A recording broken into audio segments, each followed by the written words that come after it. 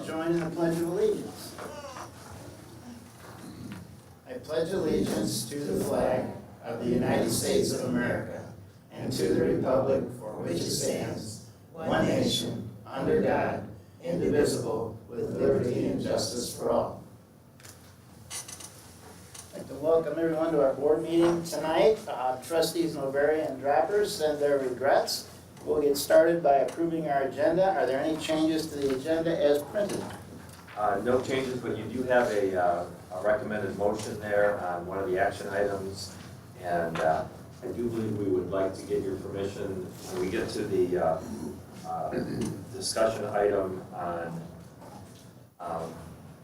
the furniture, that we move that to an action item. If that makes you feel comfortable doing so. Okay. Very good. With those changes, any other changes?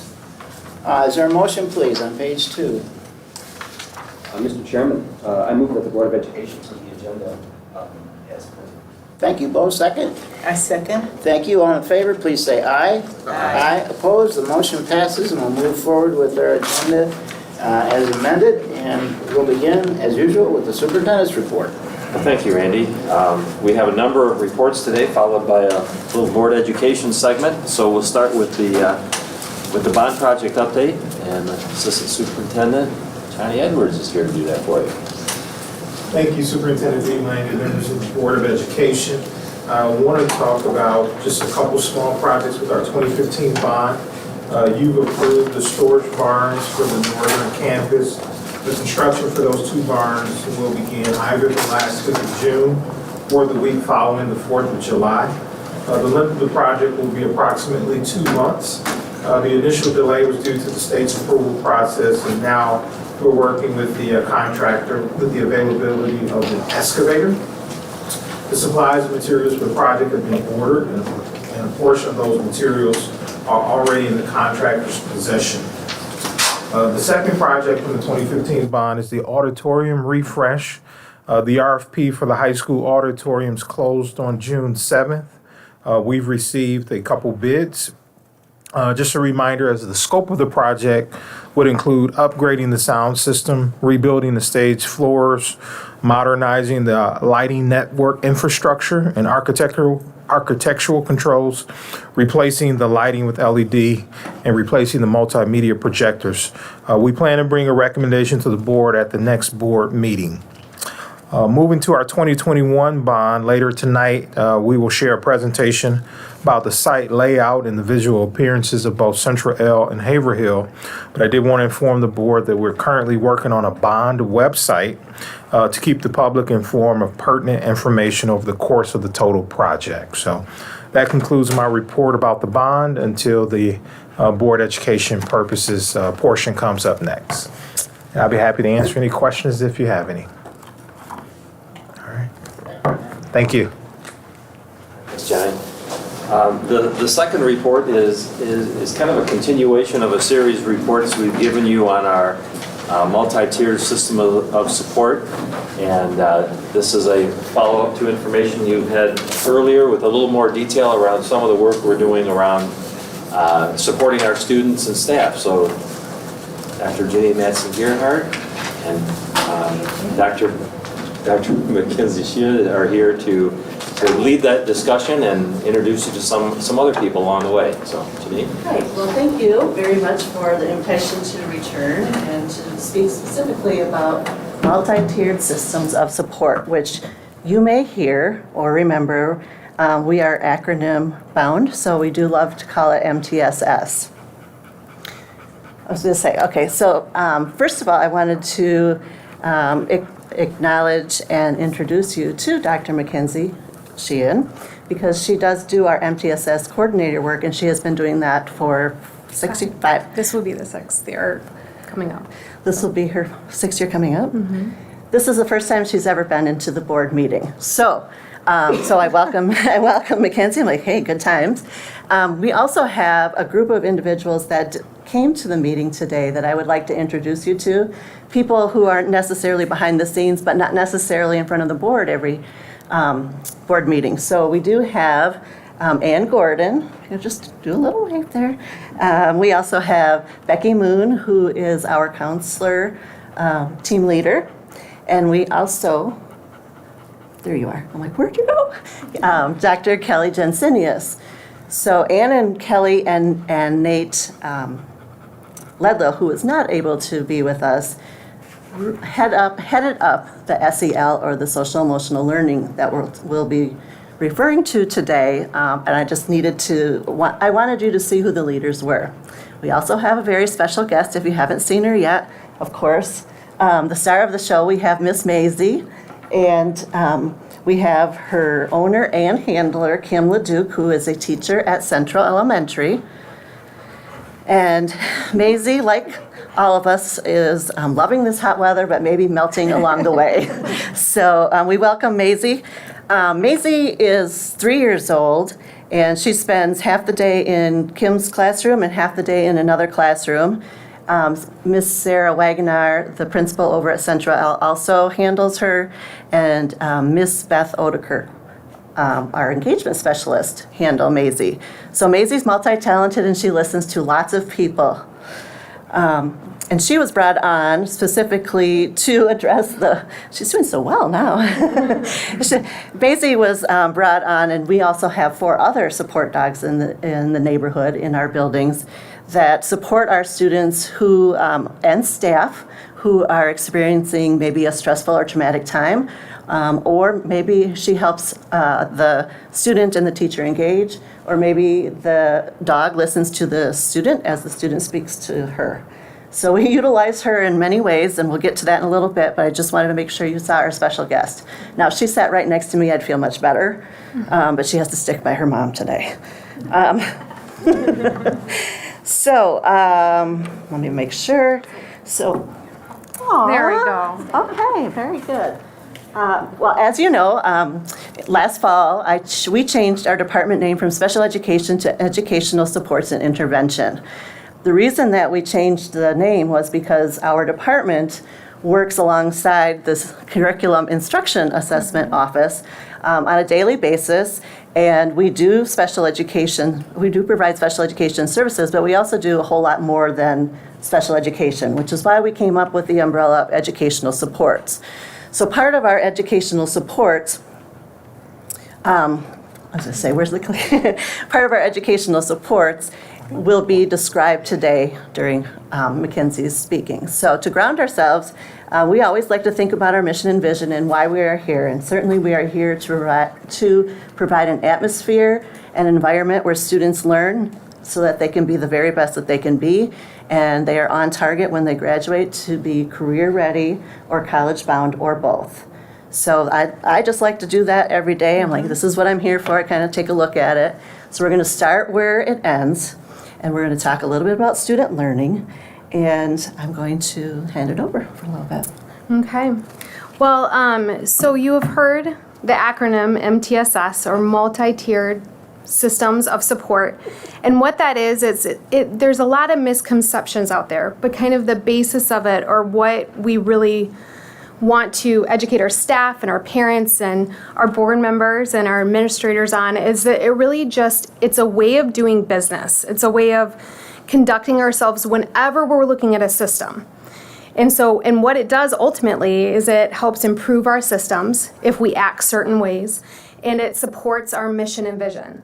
So that's the ultimate goal, is to figure out how to systematically move and strengthen a system and make sure it's sustainable, so that we can do better for students and do better for our staff.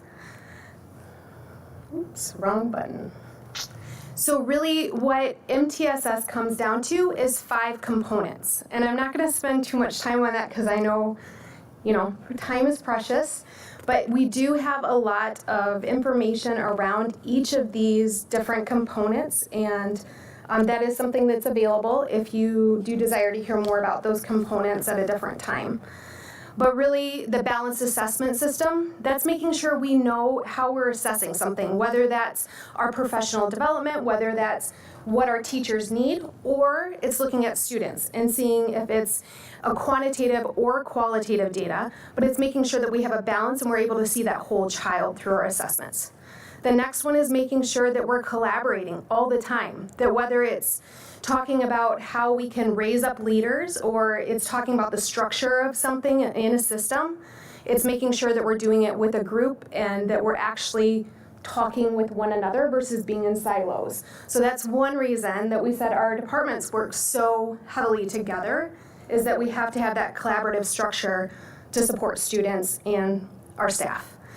And then having a way of problem solving. And that's the third, the data-driven dialogue. And that's really having a way of talking, having a way of going through a process so we get to an end and we make a decision and we know that decision is what's best for the next step.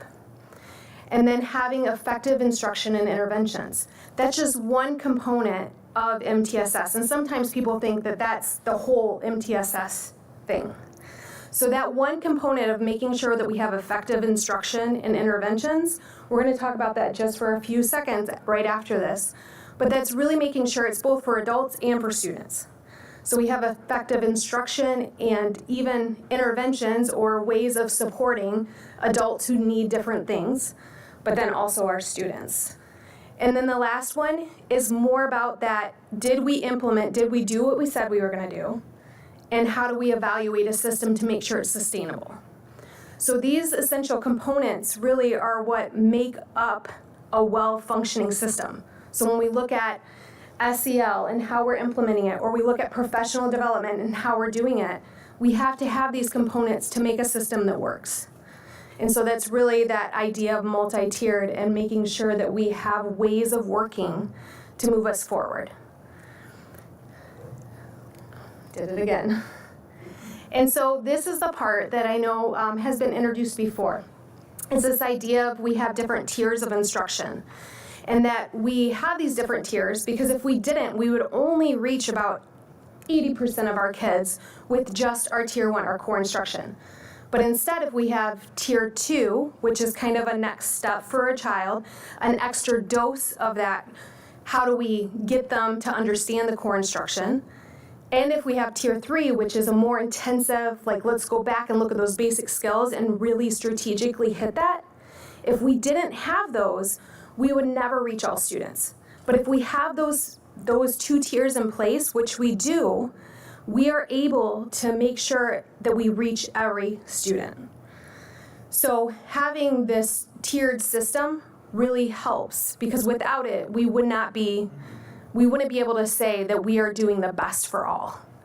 And then this is really where the services like having Maisie with us, these are the essential components. And all of those people listed up there are within this continuum of services. And so that's really, I was going to let you finish it up and wrap it up with that. Sure. While the triangle is linear, what I would like everybody to understand, and anytime I get to talk about multi-tiered systems of support with people, we do not stay static in our learning, and neither do students.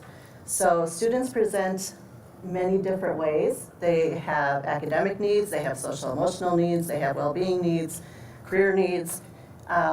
Students are always in motion, I guess I would say, or we're flexible. So today you may not need any instruction, but tomorrow, we had some, maybe the bus ride was difficult, and so we have support. So essentially what our department is working with the CIA department is to make sure that we can layer on supports, that we have supports available, and I kind of think like it's a spiral, like all of the tier 1 educational experiences that students are receiving every day are kind of like the sun, and I think with the planets rolling around the sun, I was going to say the sun rolling around, that would be bad.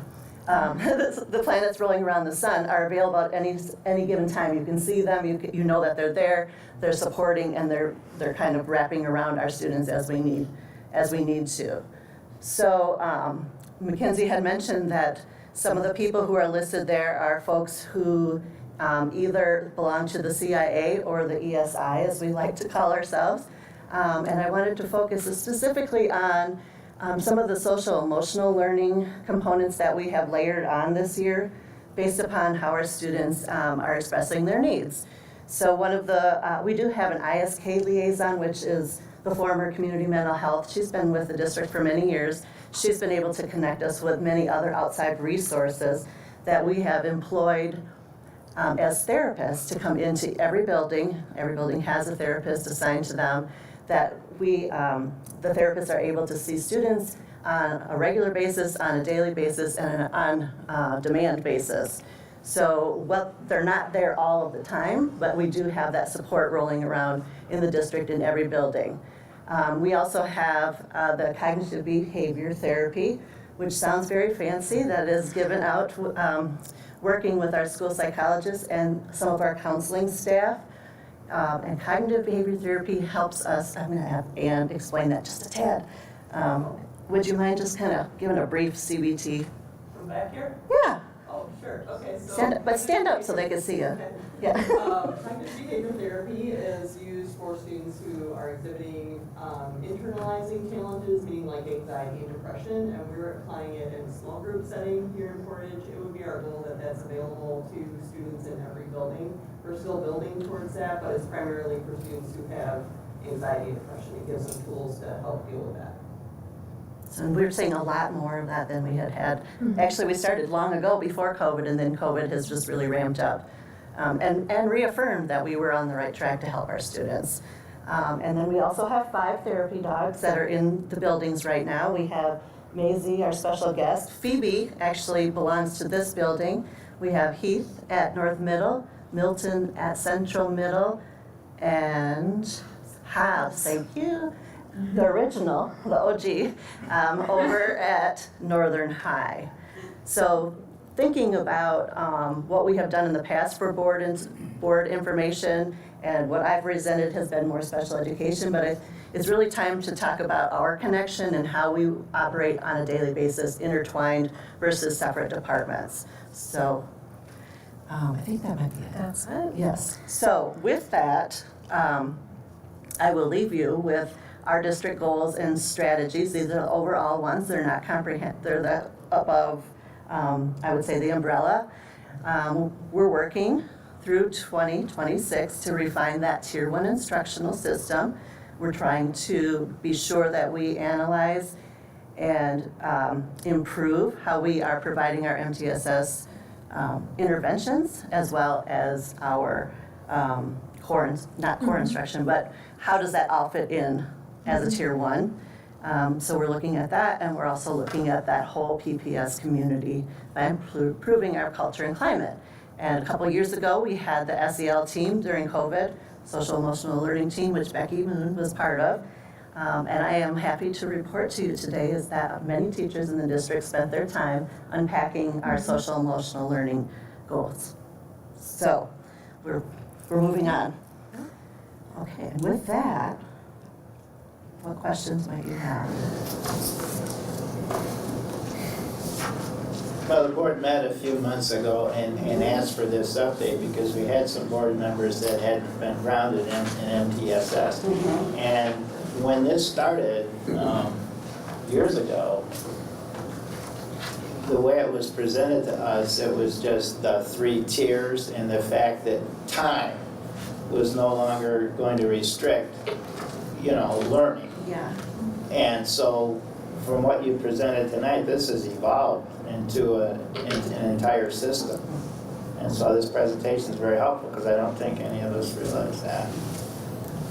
Yeah, and the research really, like MTSS came out of what we call RTI, response to intervention. And so as that evolved, people started realizing we needed more structure and supports around creating a system versus just this idea of, okay, they go there and then they go here, but how do we problem solve around a student who may be having difficulties? How do we make sure that the intervention's working? How do we make sure our staff knows how to deliver it? So all of these problems started kind of pulling on implementation science and some of these other areas, and so it became a fuller picture of how to do the work and how to have a framework versus just intervention. And so that's really when that kind of came alive in the last 10 years, really. But really, Michigan has just adopted it as kind of their framework in the last 3 or 4 years. So I'm here to say, though, that Portage was ahead of their time and really had this idea and this notion going forward before the state had even adopted the framework. So, but it has evolved tremendously. Well, it's very good it was in place, given COVID and what our children went through during that period, so it's good. Yeah, there's always tweaking to be done, always adjustments too, so we'll never get there. Is there a way to measure success? You know, I know specifically I have 2 kids in mind who I know didn't make it to the end. And it's very disheartening, and I'm like, how did this fail them? Or was it the application or not? Because it's one of the most disheartening things to see some really good kids who have potential and not make it.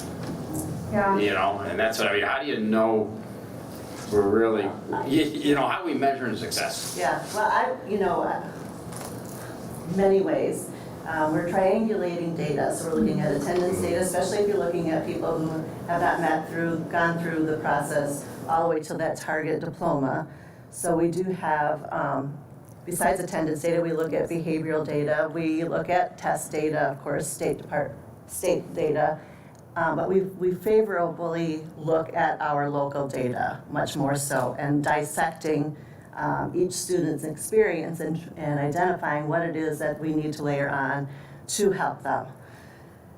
And so our building, like the building that would have those students, a way to look at that would be to kind of go through these different components and say, what is the assessments on them as a general, like, whole child, like when we're talking social, emotional, academic, progress monitoring, what did that look like? Where do we know they were at both academically and socially?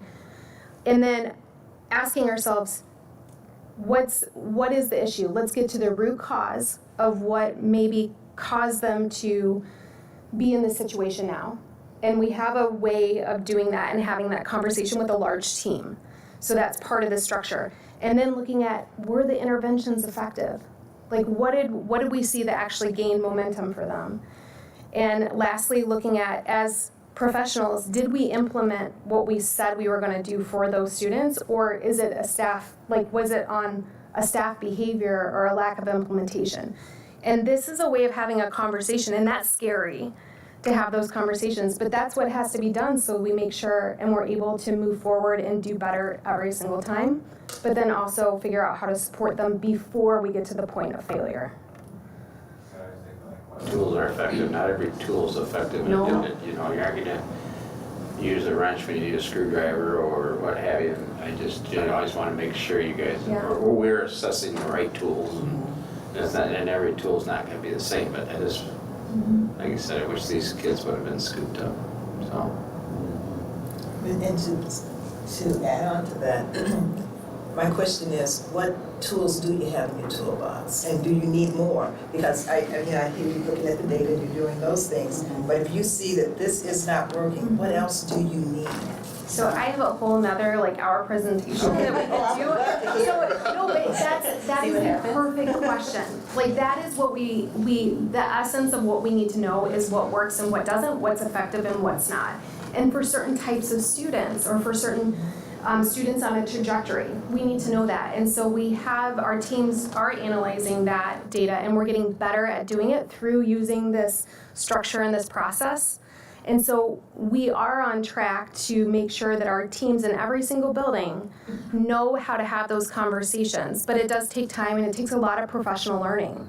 But there's a lot of good tools out there from research that we've grabbed onto, and even something like what we're implementing, EduClimber, and that's a tool, an online tool that's going to help us really narrow in and see what intervention, what the progress monitoring was, and look at every kid in the district that had that specific intervention to see if it was effective. And it looks at their attendance and everything. Right. So I would add too that it's not just about the interventions or the materials and the resources. Our most precious resources are our teachers, and so we are committed to keeping the learning going, to abandon practices that are no longer effective. And we also have, we are just privileged to have a set of 150 people who are not in the classroom that have certain expertise, and then together, when they're doing we're transdisciplinary. We're putting everybody together with their different expertise so that we can look at that data and have different visions and viewpoints and opportunities to problem solve. So as you gear up for the fall and the start of a new year, is there a specific focal point that really you're going to be working on more to get things going in a good direction, a new direction? So can we introduce you to Kelly? We do have, the answer is yes. And Dr. Jensenius and Mike Huber would be the leads in the continuous improvement plan. So glad you mentioned that. Tomorrow even, we're pulling all the principals together, our team together for our continuous improvement day.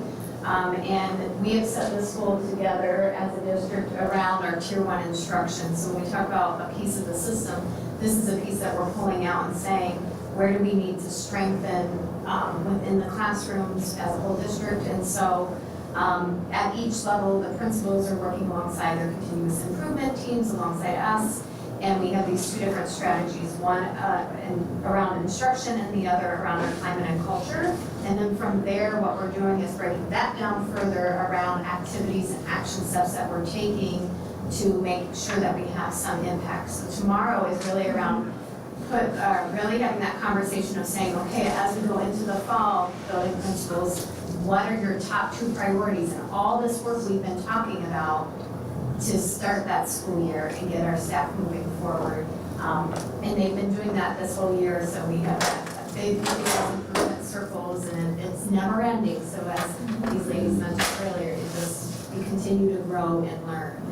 In this new process, through my KIP, we've all talked about continuous improvement, but this is just a different way that it's not a start and an end. So if you've done school improvement before, it's the beginning of the year, end of the year, it no longer is like that. It just keeps going, and we continue to grow through that work. So this is our goal tomorrow to be working on it. Exciting.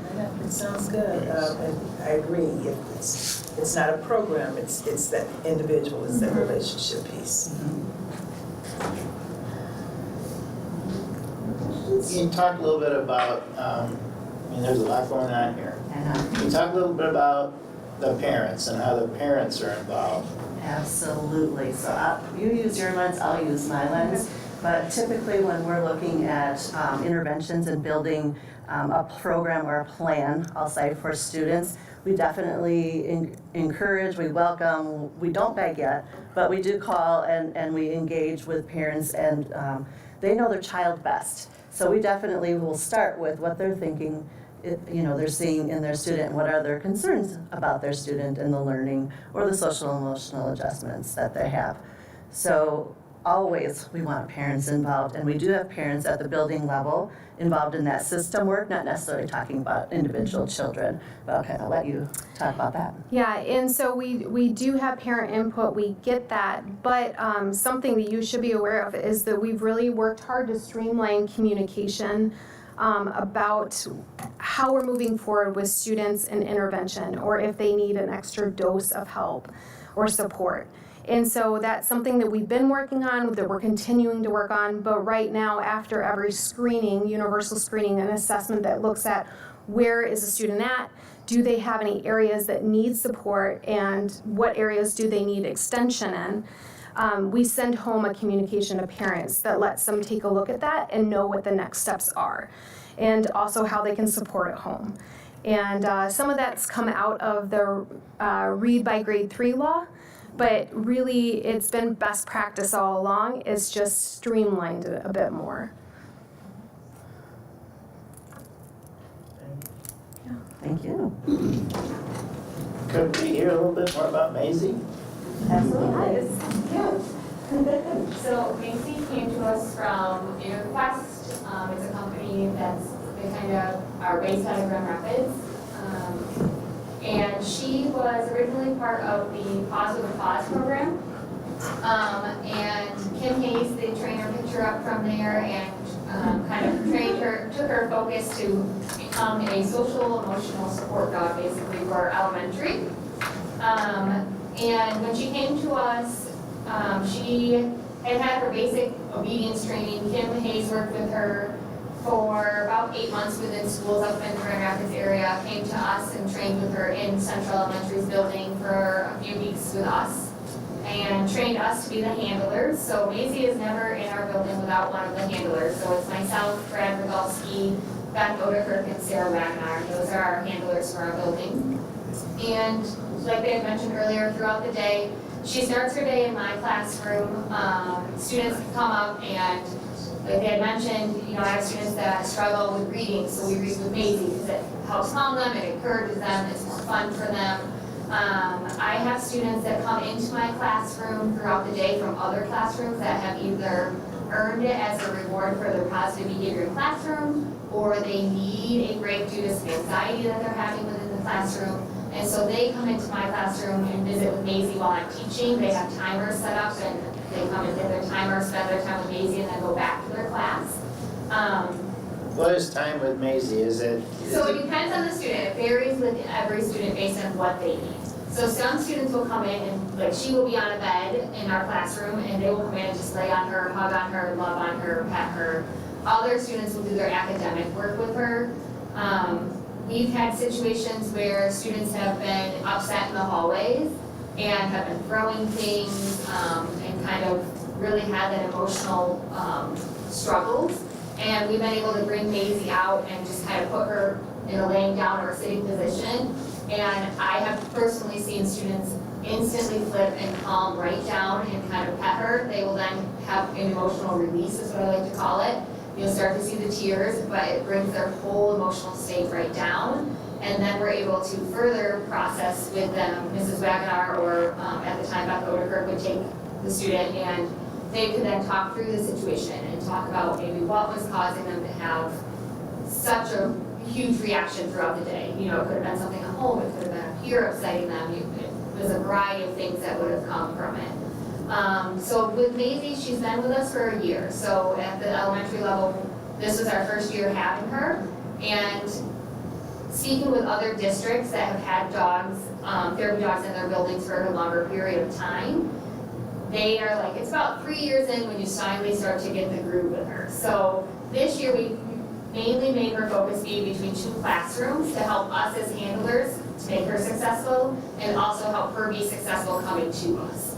And Beth Odekirk would take her on class visits. We wanted to make sure everybody had a chance to get to know Maisie and kind of figure out if they needed time with her or not.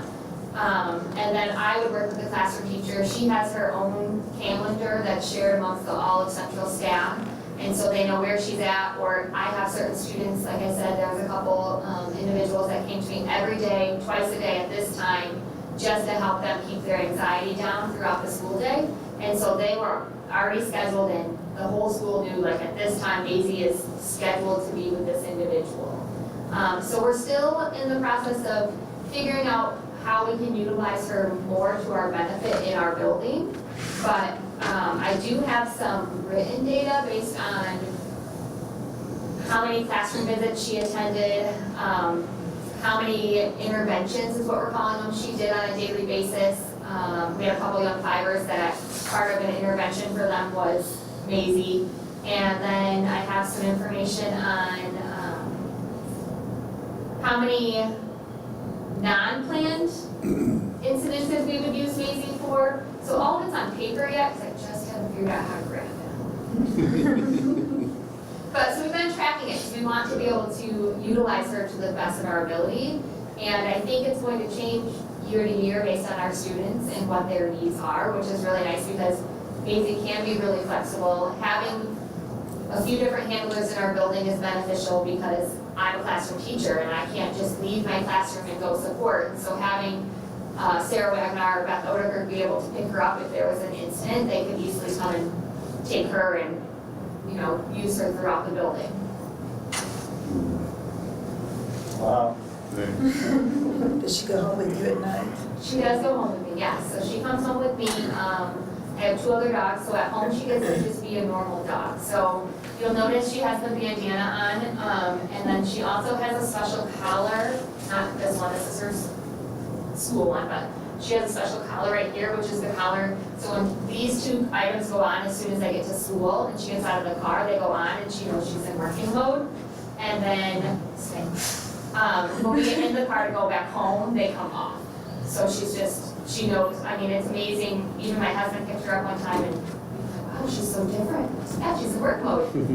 So at home, she's just normal dog, and then once the collar and the bandana go on, then she's in work mode. So then at all the schools, the dogs go home with their handler? Yes, so there's a home handler, and then I know at the high schools, the counselors are the handlers within the school district, but then there's a home handler as well. And what are the other ones' names? We The got, other dogs. yeah. We have Phoebe here at Central High.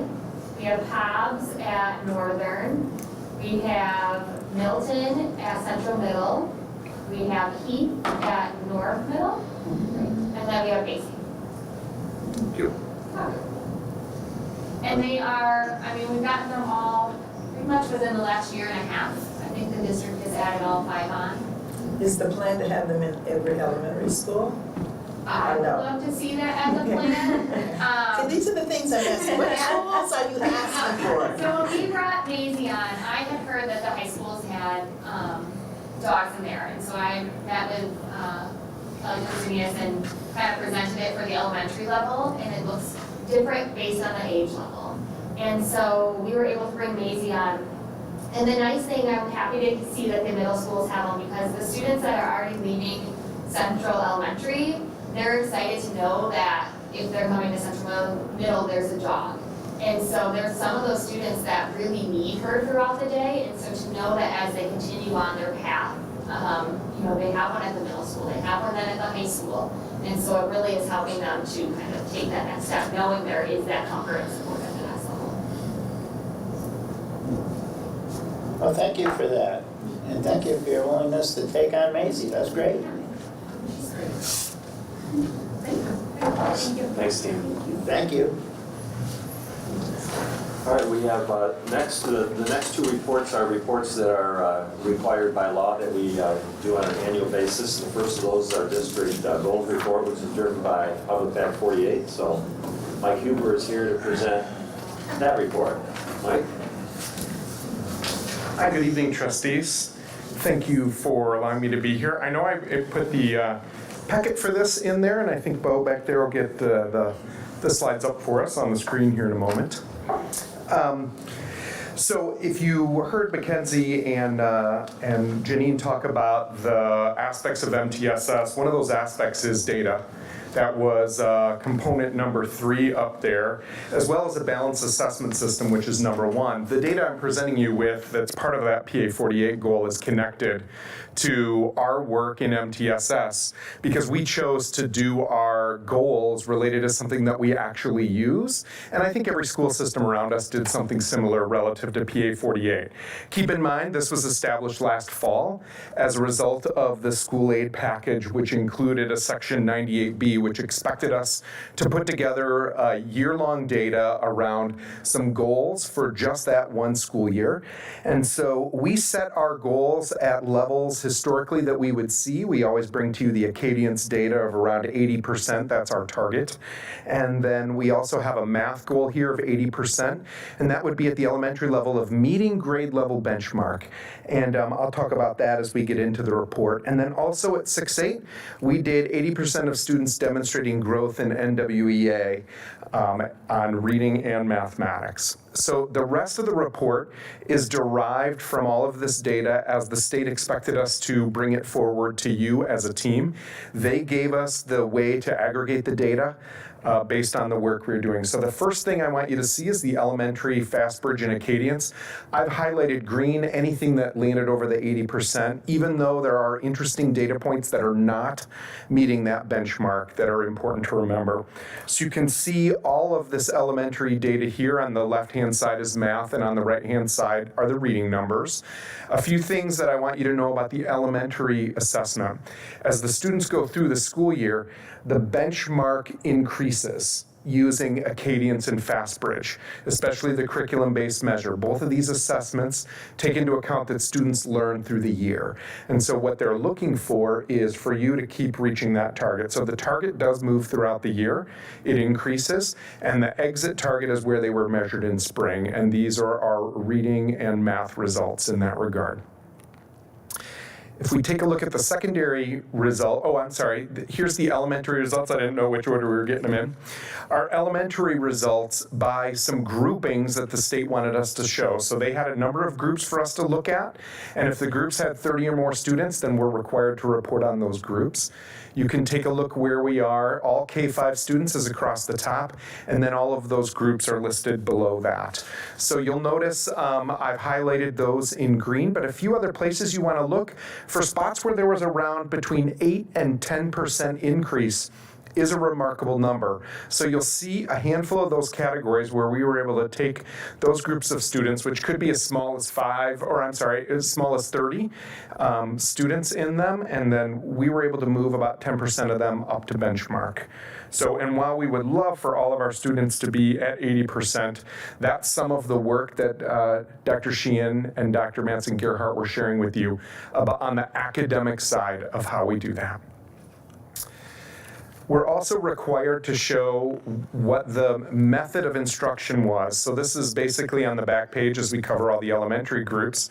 We had to show all K-5, in-person K-5, and virtual K-5. So that's what you're looking at right now, which would reasonably reflect that on these assessments, there was some impact being virtual, and mostly that was observed, at least on these assessments, for the virtual students in reading. But for the most part, these numbers are pretty consistent across the board. If we take a look at the middle school level, you can see that our 6-8 scores. In math, we had well over 80% in our 6th grade group and 80% in our 7th and 8th grade hit that target. And in the reading group, we had around 58 to 60. The NWA assessment stays flat and is always measuring the exit interval, so what they would want to see relative to the student at that grade level. And so they use a slightly different metric, one that doesn't change over the course of the year. If we look at that middle school with the same grouping system, you can see on the math side all of those groups that were right there, and the groups that were not were right on the edge of that, where it could necessarily be maybe 1 or 2 individual students that made up that benchmark. And then lastly, if we look at our middle school groups, we can see that on the math side for all students and in-person, we're above 80. Our virtual students, 72% as we exited and 60% from that. I'm including all of our spring, winter, fall, so I keep adding to this report as I brought it to you throughout the school year. I brought one thing to you just so you can see where we're reflecting. I brought this, it's not in the report, we're not required to do it, but we've been processing some data that we're going to use tomorrow with our teams. And I wanted you to take a look at, these are the 3 high schools vertically, across the horizontal axis, students who scored A through C, students who scored D, and students who scored E or incomplete. And I include both of those, and I'll explain why in a moment. But we have somewhere around 97% at Central High have passed their classes. We have about 1,400 students here. They each take somewhere between 6 and 7, sometimes 8 classes, leading to 8,300 course opportunities to pass or fail a class at Central High. We're about 97% passing in 3% or 262 courses that were E or I. And that's what our summer school program, that's another component of our intervention system, is doing this summer, is trying to recapture some of that 3% and reduce that number downward even more. The same is true throughout the entire chart. So you can look at community high and northern high, just a breakdown of those classes and how we're intervening. I bring this to you to kind of connect the dots between what Dr. Sheehan and Dr. Manson-Gerhardt brought you. As we continue to improve, this is some of the data that we use on that large scale. And ultimately, we can look at the large scale, and as you can see, we break down by groups that we're required to, but we know at the end we have a system of support, and that at the end of that system of support is a student.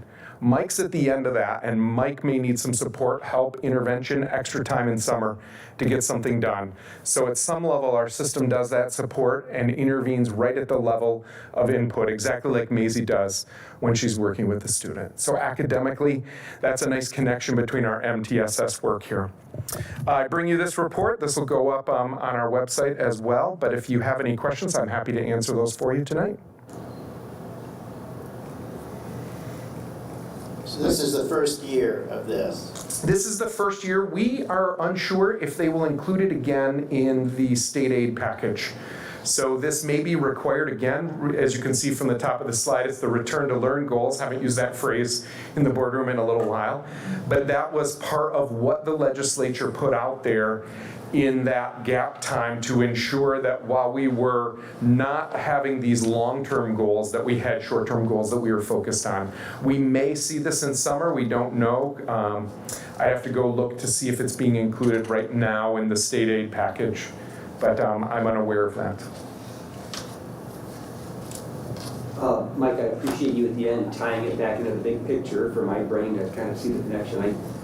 As we were going through these numbers, I mean, I have to admit to my colleagues here, I'm getting good at tracking through the monitoring reports and understanding that data. This is newer to my brain, so I kind of have a hard time. There were a lot of numbers there. I think if we stick with it, it might be a retreat topic, or or maybe some of this is worked into a monitoring report. If the state leaves it behind, that would be another issue, but I just wanted to make that note. This is newer for me, and it takes my brain a little while to frankly understand it, and understand it to the point where I can ask a meaningful question about it. I understand. Yeah.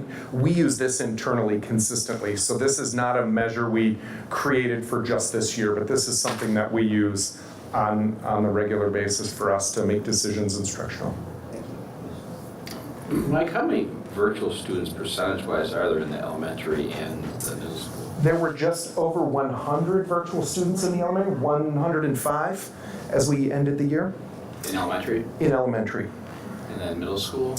Middle school had 48 as we ended the year that were full-time virtual at that point in time. High school is slightly higher. It's hard for me to say.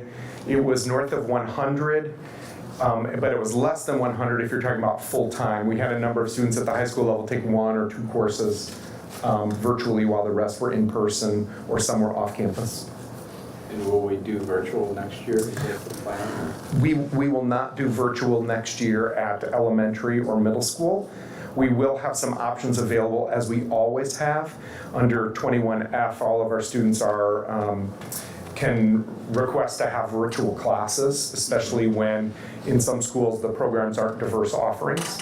So those are available to our students all the time. So it's hard to say that we won't do virtual, except at the K-5 level.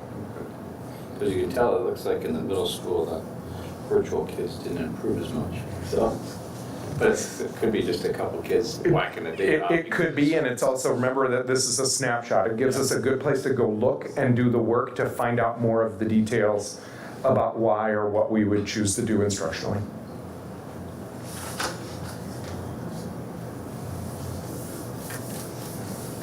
Thanks, Mike. Appreciate it. Thank you much. Thank you. And our last report is Dr. Pasco will be presenting on mass law.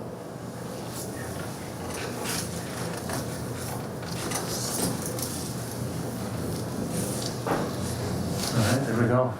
Good evening, Superintendent Beelang, trustees. Like Superintendent Beelang said, I'm here to present on the Matt's Law Report. That's our bullying data for the 21-22 school year. So each of you should have a copy of this presentation as well as the board report in front of you. So we'll dig into the data a little bit. This table shows the bullying data for both 21-22 as well as the 2021 school year. We always do that 2-year comparison. It's safe to say that this is not an apples to apples comparison. Like we had just talked about, we had about 50% of our elementary students during the first semester of 2021 in virtual learning. And if you remember, we had 100% of our secondary students first semester in virtual learning. We didn't open the doors to in-person learning until second semester of 21. So there's the non-apples to apples comparison. Compared to this year, we probably had anywhere total, maybe 3 to 5%. Like we just mentioned, maybe about 115 students in Portage Virtual Elementary with Dr. Sheehan's program. We had about 40 kids kind of finish off the middle school program, and there was about 75 full-time high school students virtually. So when we say not apples to apples, you have 1 year where there's almost 80% kids learning virtual to the following year where there's like 3 to 5%. Okay, so we'll just keep that in mind as we go through this data. So you've seen this before. The top of the table shows the summary of what was reported at each school level. So you see elementary, middle, and high. The disposition, so what was the result? Verbal warnings, detentions, in-school suspension, out-of-school suspensions, and then other. And then the total number of referrals in the top right, and broken down by each level as well. Naturally, we see an increase from 63 to 105 incidents reported, and we also see a similar number coming at each level. So 36 at elementary, 36 at middle, and then 33 at the high school level. So we're up 42 from the previous report when we came to last time. We see that males continue to engage more in this behavior than females, and we see the most frequency at grades 4 and 5 at elementary, 6 and 7 at middle school, and 9 and 10 at the high school level. And then looking at disposition, we see that 71 of the 105 offenses resulted in some type of suspension, whether it be in school or out of school. We have a higher number of out of school suspensions, 54 to the 17, as you can see. We see that 100 of the 105 referrals, they were committed by 86 students, meaning we did have a few repeat offenders throughout the school year. And we look back at 2021, and we had 52 offenders of the 63 total that was reported. So, for comparison's sake, I wanted to go back and look at what transpired pre-COVID and what our numbers typically look like in a, I don't want to say normal, but maybe a typical year. We can see when we were back to where we were in 17-18, we had around 103 incidences reported. We had made some gains in 18-19, reducing our referrals to 78, but we have a new reality, like we mentioned today, coming out of COVID, the impacts that it's had and will continue to have on our students as well as our staff. So there's no doubt it's been a challenging year behaviorally. Many of our students struggled across the district transitioning back to in-person learning. And I do want to commend our school leaders, our staff in our buildings, as they did all they could to work through each incident and support families and students as much as possible. So the question really is, what are we doing to address the needs that our students are presenting themselves with?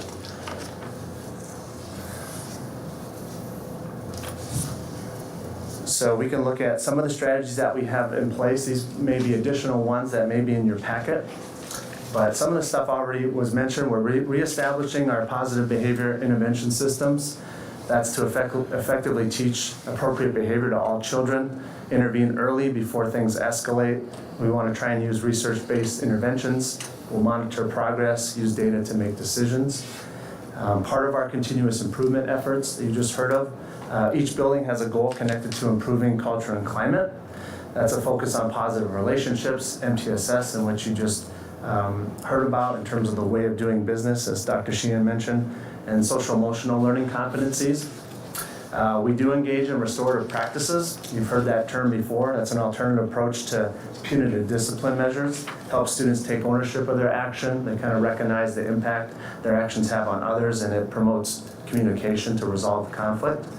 In terms of mental health support, we have school psychs connected to each school. We use our 31N funds to bring in therapists from the county. So this year we had 1 therapist connected to each secondary building, and we had 3 therapists connected to elementary buildings. I know, talking to Ann Gordon and Janine, our goal is to have 1 therapist within the county connected to each of our buildings. So both positions are there to support families with mental health and social emotional needs. We also partner with ISK. I think you saw that on one of the previous slides. That's the Integrated Services of Kalamazoo.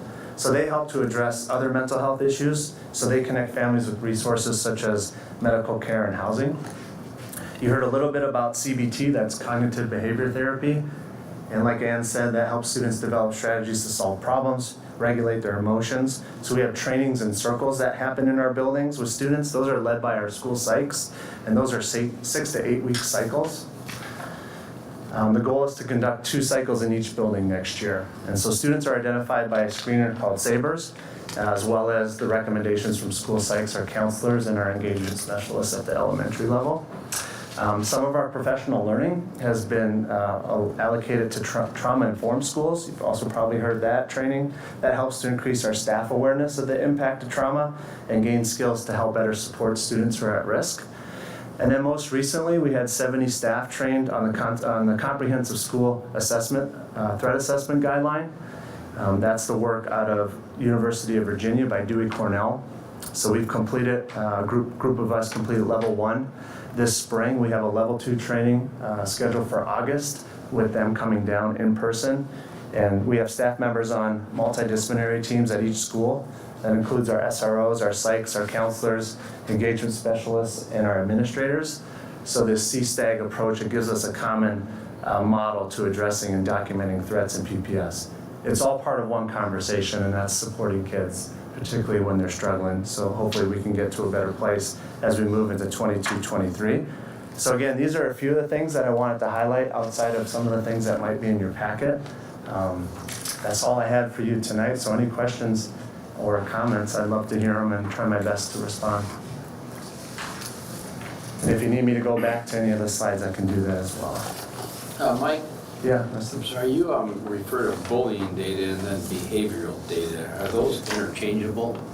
So when you're talking like referrals, I mean, so the can bullying, you have a behavioral issue that's a referral that's not necessarily a bullying issue? so the bullying is what the label is of whatever that particular behavior would be. So when something happens in the school, it's a behavior, and then we put a label on it within our Skyward, our student information system. But it can be a behavioral issue, not necessarily bullying on this, so like a referral could be, or are all referrals considered bullying data? These ones in here Yeah. are ones that we would have considered meeting the definition of bullying. So kind of that repetitive So, but there can be behavior. referrals that are non-bullying. Yeah, well, that's a whole Okay, different because I kettle of was snakes, yeah. back with this as well. Yeah, and we're not sugarcoating anything. I mean, Barb and I have worked closely this year. We've had quite a few disciplinary hearings at central office. This year's been a challenge, and it's been a struggle. So we got to focus on the fundamentals and the foundational mindset in terms of just supporting kids and getting to the root of some of these issues. It stems sometimes way beyond the school setting, and we need some help. We need some help from the community, and we need more partnerships to help make it all work and improve.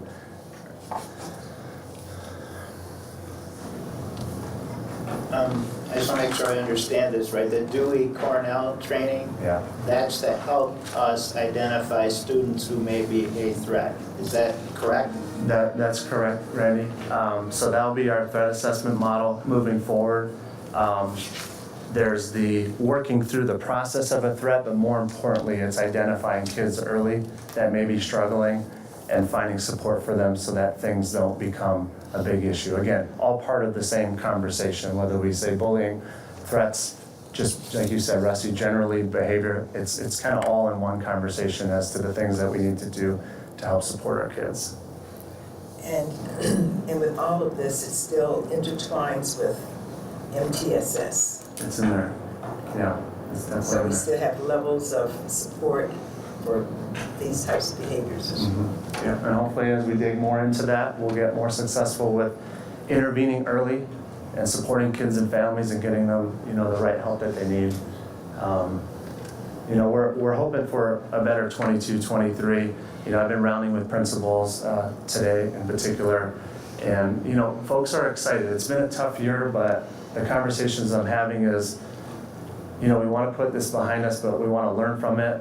We're focusing on culture and climate, like you heard with some of our continuous improvement efforts, and they're excited about the work that's going to happen over the next few months to get off to a good start in the fall.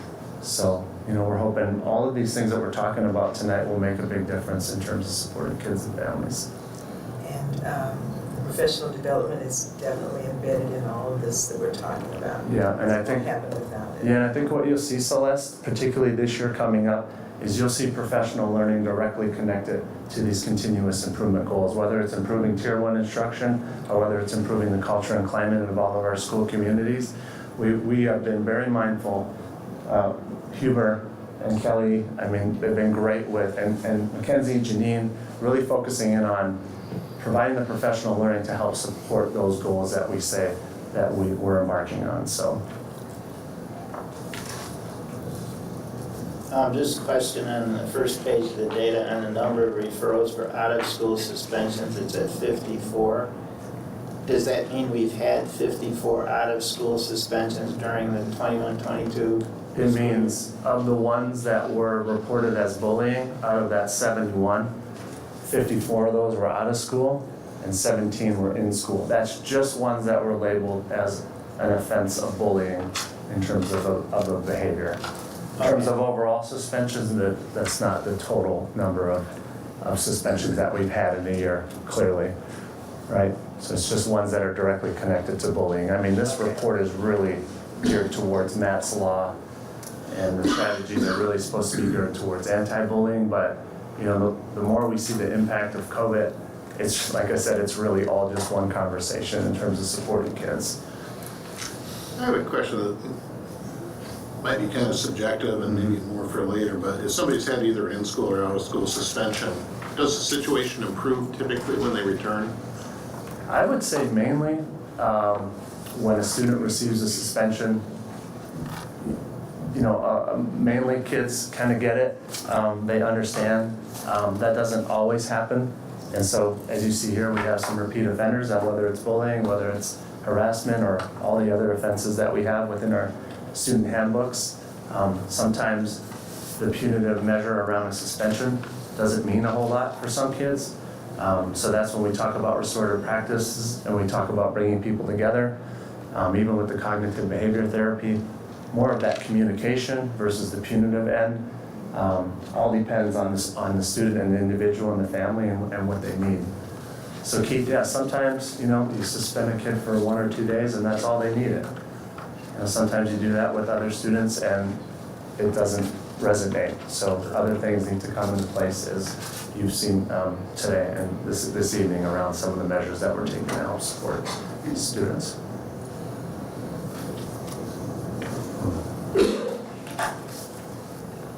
I appreciate the overlap of these last three presentations. I think there's certainly a it's- theme there. I don't know if that I did not see the other guy's slides, the lady's slides, but you're right, Bo, it's all one. So, you know, actually, cut up here tonight, just presenting this and listening to my colleagues present on all these other topics, it's all one conversation. So really it feels good that we're kind of all headed in the right direction and we're doing the same work on the same path versus having to stop here to go over there. We're doing a lot less of that. Now we're kind of all on one journey and one path, and that feels a lot better. That's due to the work of a lot of these folks that are to the right of us here, and the support of Superintendent Beeling. Yeah, I admit I did not fully appreciate the importance of SEL and those related topics in the pandemic. And my appreciation is acute, I guess, at this point. So they're great presentations. All right. And thank you, all of you, for taking the time to put this together. It's very informative. Thank you. Thank you. Thanks, Mike. So, all of these interventions, strategies, and practices all occur in our facilities, and so this is a segue to talk about our next level of reporting here is a board education piece on the work that we've done with our elementary buildings. If you remember when we discussed at our recent retreat, the board's desire to be involved and included in the discussion around the location of the first two facilities on our sites, which we did not review earlier with you, but we're to a point where we can do that now, as well as the general appearance of our buildings. So this information that you'll be hearing today is around the site and the appearance of our two first planned elementary buildings at Central and at Haverhill. And if the board feels comfortable after hearing the presentation, certainly some type of an affirmation that we're headed in the right direction, as opposed to an approval, because would hate to leave the impression that every time a change might be made, a subtle change to the site, that we would have to come to the board for approval. So the concept of affirming the direction and the appearance would be appreciated. So, Mr. Edwards, it's back to you again. All right, round two, and it's a good round two.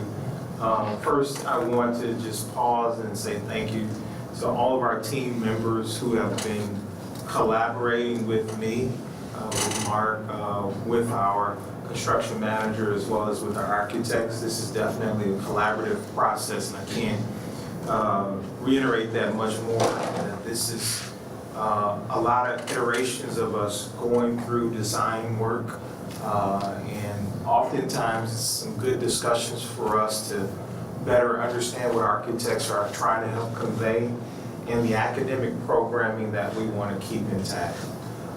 What I have done for you is behind you are larger pictures of what you will see in the presentation, which you should have a copy of, and on the floor at Central Elementary, and above you is Haverhill. So I'll walk you through a few slides, but those are designed, if you want to touch them or pick them up, you're more than welcome to do so. But it's just a way for you to get a better look at what we're trying to accomplish. Our guiding principles that were modified for this project, each of our meetings, at some point, one of these 8 measures come up on how we must remain true to what we've agreed to in terms of our guiding principles. Central Elementary School is the first site that I'll discuss first. To your left, that slide or that picture gives you like a view from the sky of the existing building in operation. And I brought a little laser there. This is the existing building here. And here is an outline of the new school. So the new school would sit behind, and in this case, it would be west of the existing school. For this particular design, what you will notice is we're going to do some construction work. So during the construction of the school, we may have to, we will likely disturb some of that athletic space temporarily and bring it back. That's the discus area particularly. We've met with Central's athletics, so they're on board with our construction design. Also, what you'll notice here is this black line kind of walks through the perimeter of what we're trying to protect from students, so that students during the midst of construction will not cross that area.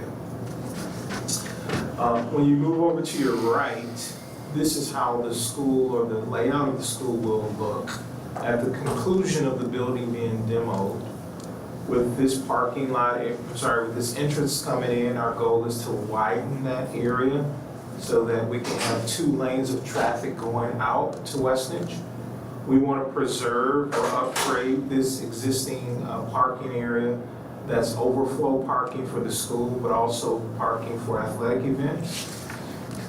We talk a little bit about parent loop. This is wide, but this would be our parent loop to come into the school. This would be our bus loop for drop-offs in the morning and pick up at dismissal. This little area here is the main entrance to the building.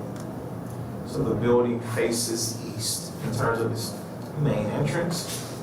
And this smaller area here is for staff parking.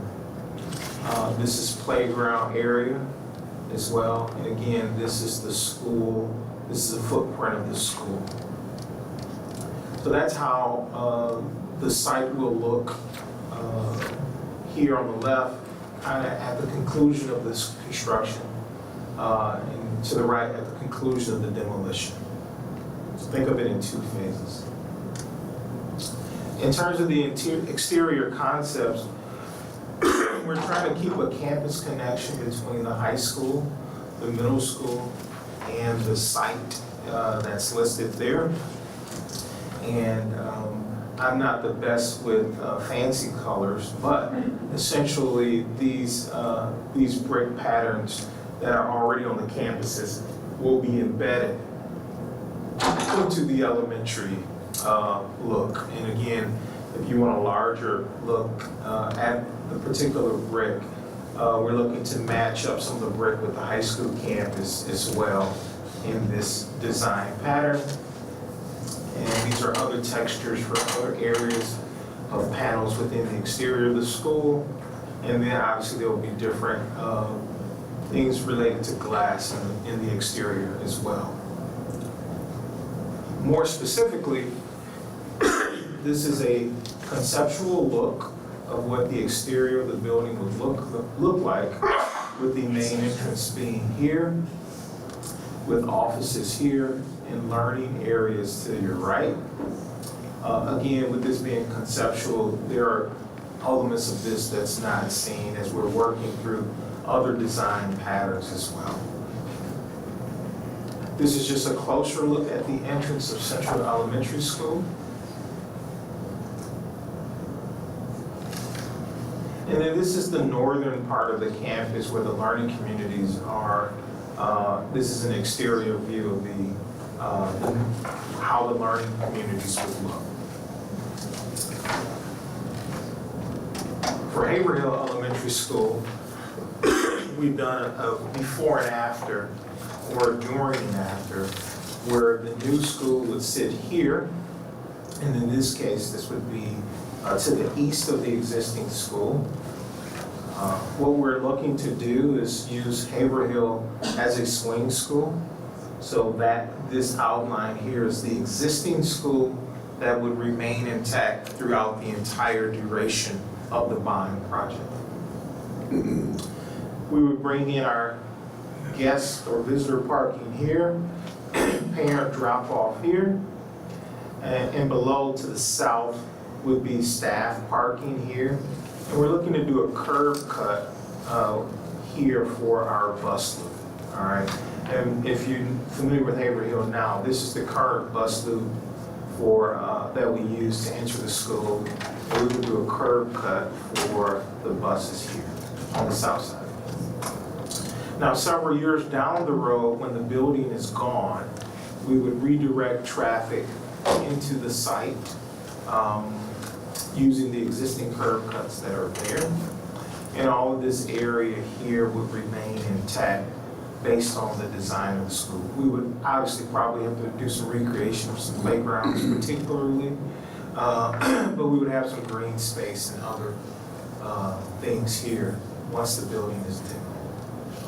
Can I ask you a question while these slides are up? So while the two schools are both in operation, is there one common vehicle entrance into both of them? Or are they going to be more separate? Then the other question is there going to be shared bus service between the two?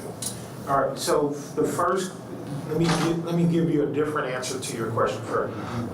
We are working through the logistics of start time and ending times. Okay.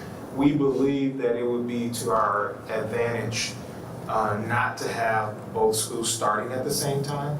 So we have not determined which building will have an earlier or later start time, and we have not distinguished the number of minutes between that. Those are to be determined. But for the existing Haverhill, the parent drop-off will remain in this area here. All right, here's where our staff park. So with a delay of start time, this will serve as staff entrance. And then for the new Haverhill, this would serve as an entrance for guest parking and for parent drop-off. So that's how that will work. And what was your second question, Keith? Would there be any shared bus service? So shared bus service is likely to happen. We have not really defined it just yet. Our goal or intention is that Woodland and England would be in this space. So right now, Woodland and England have their own bus service per se. But we'll have to determine whether or not we have an increase or a need for more busing services, because obviously students who could normally walk to maybe England Road would likely have to catch a bus. Yeah. So with this being a couple years down the road, our transportation director, she is comfortable that she'll be able to accommodate the swing school without disrupting our entire bus transportation system. Okay. I'm sorry, John. While you have that up. So it looks like we're building a parking lot for the Parks Department. That is not, this is just an No, it's idea. okay. This is conceptual. Okay. All right. This is just Oh, a I thought that's pretty cool. So we have spoken with the city about it. Right now, what we're trying to do is find a space to lay down materials during construction. Whether that's with city permission or consumers' energy permission, we're trying to figure that out. And then we're trying to determine whether or not, once we use that space, what should it be? So again, this is conceptual, and we have not landed on a decision about that yet. Oh, any other questions on this slide? For the next slide, we want these schools to fit into their campuses and their neighborhoods. So Haverhill has that beautiful tree line just behind the school to the east. And so for this concept, we're trying to pick up more nature within the building colors and tones. And here are some of the brick choices, ideas for brick materials, as well as for the glass and so on and so forth. And this is a view of what the school could look like. And you obviously can't see that beautiful tree line behind it, but as we were working through the architects, they were trying to figure out a way for the school, regardless of the season, whether it's summer, winter, or fall, that the school can blend in with nature. So that's the thinking behind this concept. And this is the main entrance here with office suites. And this is the learning area here to the left, or to the north in this case. One of the things that we've been able to do so far as we're working with the architects is keeping the learning to the north so you can take advantage of some natural daylight without having too much sun come into the room. At a later presentation, maybe the architects can talk about that in much more detail. But that's intentional. This is another view of the school facing the entrance here with main office suites, cafeteria area here, and this is that staff parking area right here to the left, to the right.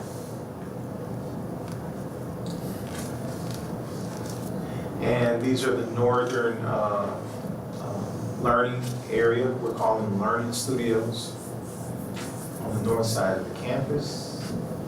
That concludes my presentation. Again, you have a copy of that. If there are any other pictures or slides you would like me to go back to, I'll be more than happy to do so. And if you want to touch any of those presentation boards to get a closer look, you're more than welcome to do so. Any questions based on the site location as well as the exterior concepts? Great start. I'm just a little familiar with the congestion in the Haverhill area, which is why I asked the questions, because it does get twice a day pretty heavy in there. Yes, and that's why we want to delay the start and ending times so those schools can get in and out of the neighborhood with less traffic. Obviously, two schools are there that could potentially bring twice as much traffic in there at the same time. So that's why we want to delay one of those two, stagger the start times. Good idea. Johnny, a comment and a question, and the comment is, I'm just thinking about the exterior building styles that was in our heads back in 2009 when we built those two elementaries versus how that has changed to here. And it's just, in my mind, it's just stark. It's a complete kind of change in mindset of how those buildings look from the outside. And I think this is very appealing. It's kind of different. It appears to be modern, but it might be a modern that kind of has a longevity to it. So my initial reaction is very favorable, and it's just how in, 13 or 14 years, just how tastes or styles have changed. Absolutely. Then the second one, and I know I'm veering off topic. I know I'm getting into the weeds, so maybe I'll just plant a flag on this for future discussion. But as you look at those buildings, and we talk about the office and access and the whole issue of security, I mean, that's a concern. And my question, perhaps for future discussions, is, have the standards changed, or, what kind of standard, will be built into the building to kind of address the security issues? And I may be jumping the gun, so. Not to get too much into the school security, but the number one piece that I can say is there will be a secure entrance with a secure vestibule there. With Similar a single access as a point. single access point. So that's one of the pieces that's in this design work. Prior to our most recent tragedy in Texas, that was already a focal point of ours in making sure our main office have good line of sight of guests or visitors who are coming up to the door as well. And much like the middle schools where you see the buzzer intercom system, secure vestibule, where we can secure the building from the main office. And I can share privately some of those security details, but there's a way to secure the building from the main office. And you might mention too that we're using the septet designs that we used, the principles that the architects used, and then they will also be working with our Michigan State Police to evaluate these buildings, take a look at them, and get law enforcement's perspective. And minimally the state police. Correct. Yeah, and the overlap here, so we have this physical security discussion, and then the comments that Michael made, Randy, that your question helped draw out, is kind of overlapping approaches to the whole safety concept. So, yeah, important. So the staff at both buildings has been involved with the exterior design of the building. So they were more involved with the inside of the building. They've seen the outside then? So all of these presentation boards, my colleague Dr. Jensenius and I went to both schools and walked through this, and actually they were all thumbs up. Occasionally you have a staff person like, I don't like the color orange, but all of the staff members had an opportunity. What we did was we went to the schools around 7:45, so about an hour before school. So they were able to walk in at their leisure, and there were more boards than what you see here. But both staffs at both schools, for every staff member that wanted to see it, even some kids popped in as well, just by happenstance, to see this. And the school staff, I can just say overwhelmingly, were pleased with the exterior look and feel, and that notice that it's not like Lake Center and 12th Street. And we were telling them that all along, that this design is not, Lake Center 12th Street is more what I consider a 50-50 traditional build, where this building is 2/3 one level, and only the learning community level is at the top. So they were comfortable with that concept and those ideas, and they were happy to see how we're looking at these exterior finishes conceptually. I'm just I love the designs. I'm not a big fan of the colors, so I mean, I'm kind of giggling over here, like, oh, that's because I'm old-fashioned, maybe that's just me. But You want limestone. Oh, I'm welcome Central. Okay, I'm just not moving in Haverhill's neighborhood, so. And again, this is, and I want to just let you all know that it is conceptual, because we still want to continue to talk through all of these elements before we move into what's considered design development. But Sometimes architects get a little creative, and sometimes I think of certain buildings in Kalamazoo, I'm like, ooh, they have fun. The north view of Haverhill, the second floor, it looks like there are balconies there.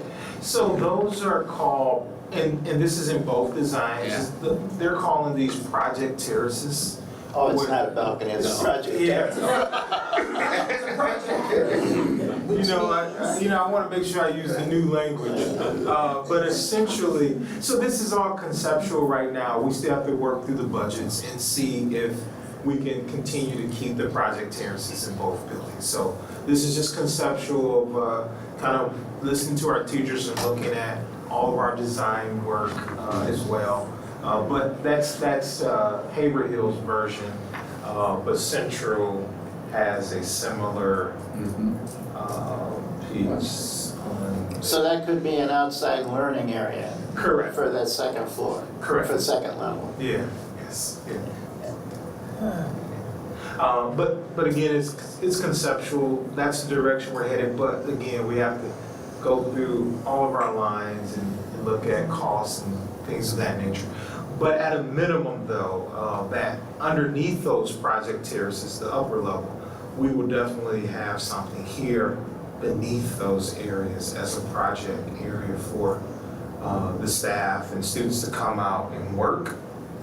The advantage of having it at the second level is they don't have to go downstairs. But if they have to go downstairs and just use the lower level project terrace, then that's just kind of what it would be. That's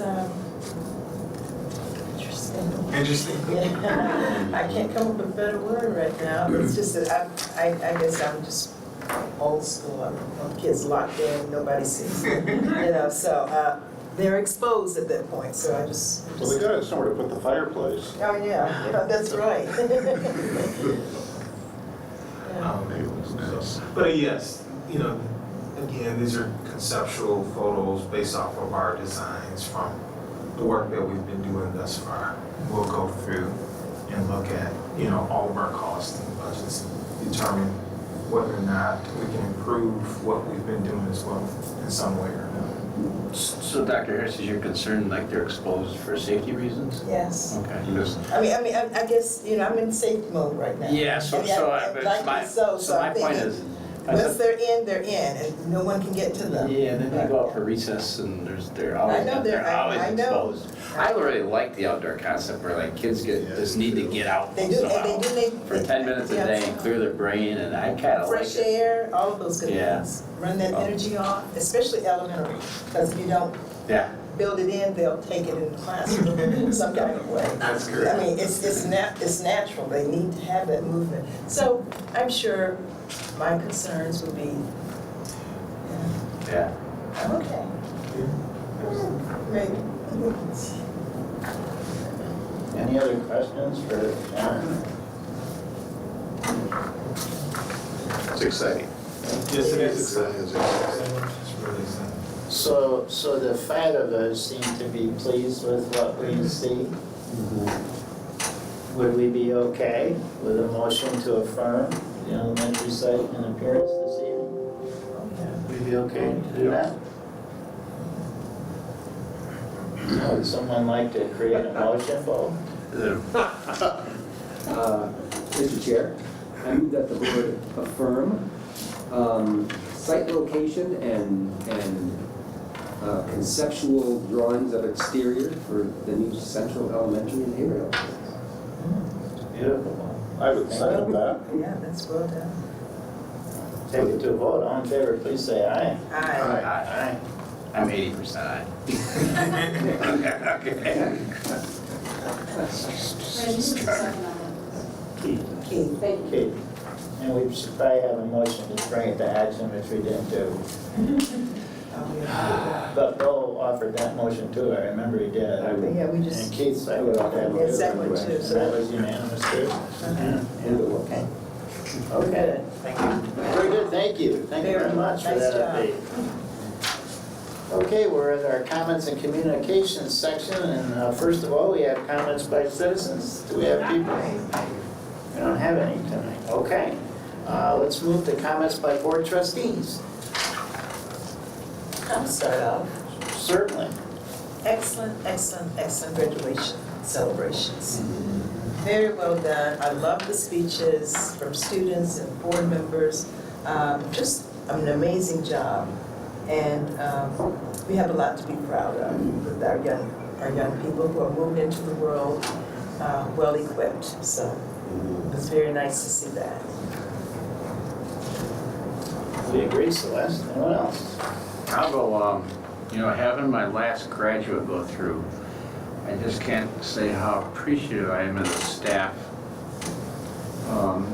that have touched our lives. We've had, our kids have just run into some amazing people who have formed who they are.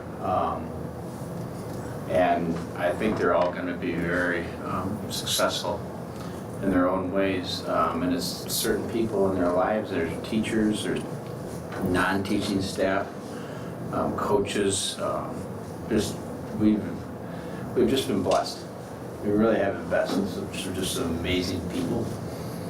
People, you know, I just can't say enough of the staff and thanking everybody who touched our lives. And I just know it goes on throughout the district. And there's a lot of people working hard, making sure kids learn a lot of things, but this is the stuff beyond math and reading and science.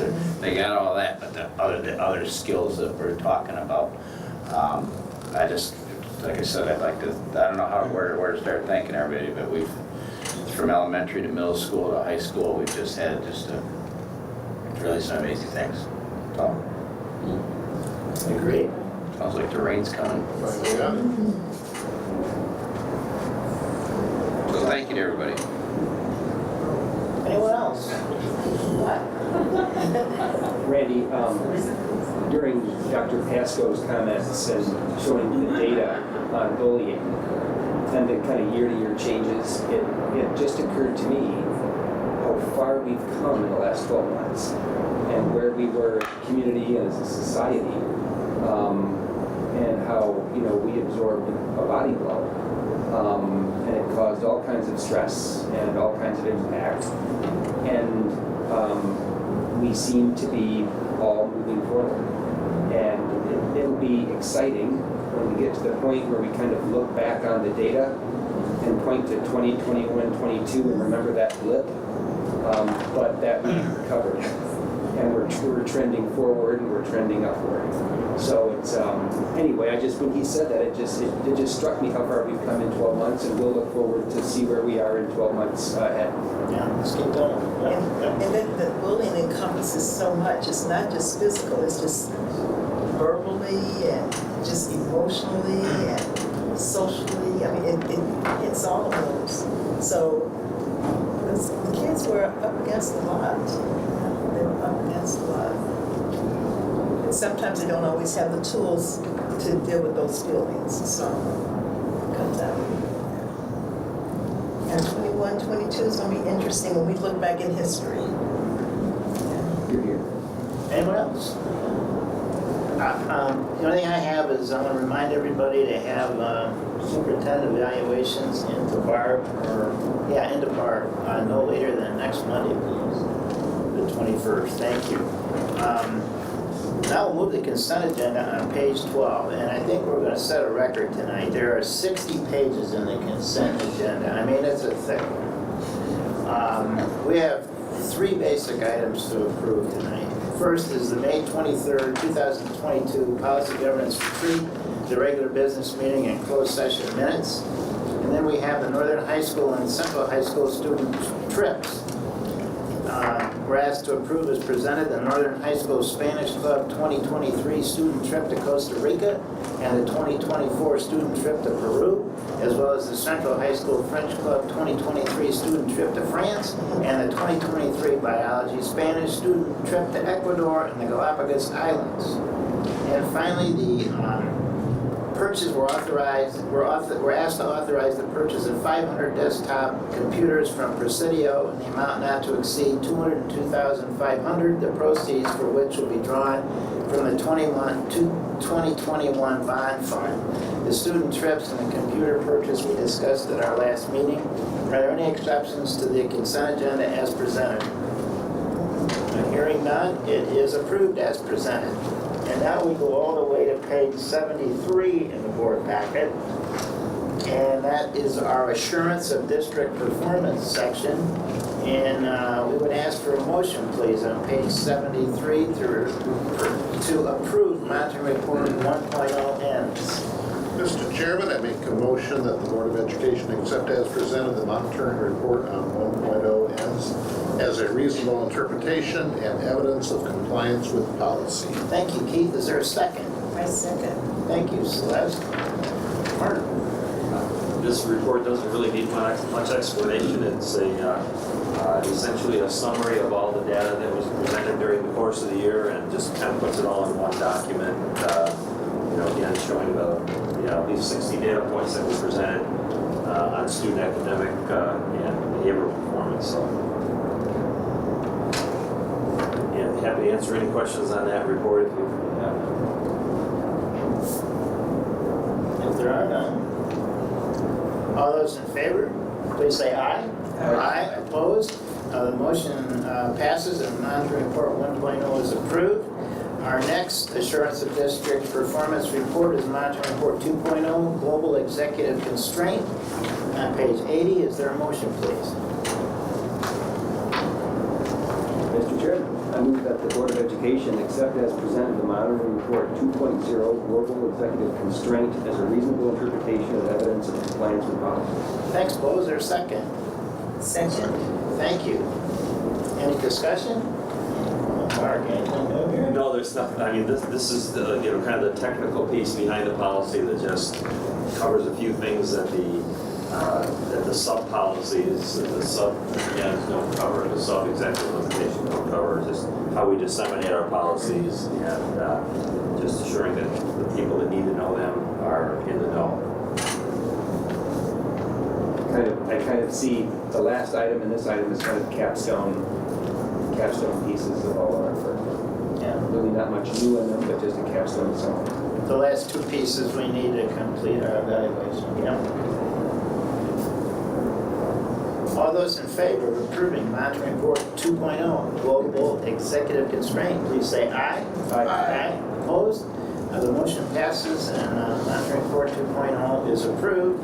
And next we'll go to our required action item on page 85, Michigan High School Athletic Association membership renewal. Is there a motion, please? Mr. President, I move that the Board of Education approve the 2022-23 Michigan High School Athletic Association membership resolution as presented. Thank you, Bo. Is there a second? Second. Thank you, Keith. This is an annual resolution that is required to be made by boards of education to allow our, or not so much allow, but agree to MHSAA guidelines and standards for our high schools and our middle schools to participate in athletics. Again, there's no cost to join MHSAA other than our agreement to adhere to their policies, procedures, and guidelines. Any discussion, or could we approve this? All those in favor of approving the Michigan High School Athletic Association membership renewal, please say aye. Aye. Opposed? The motion passes and the resolution is passed.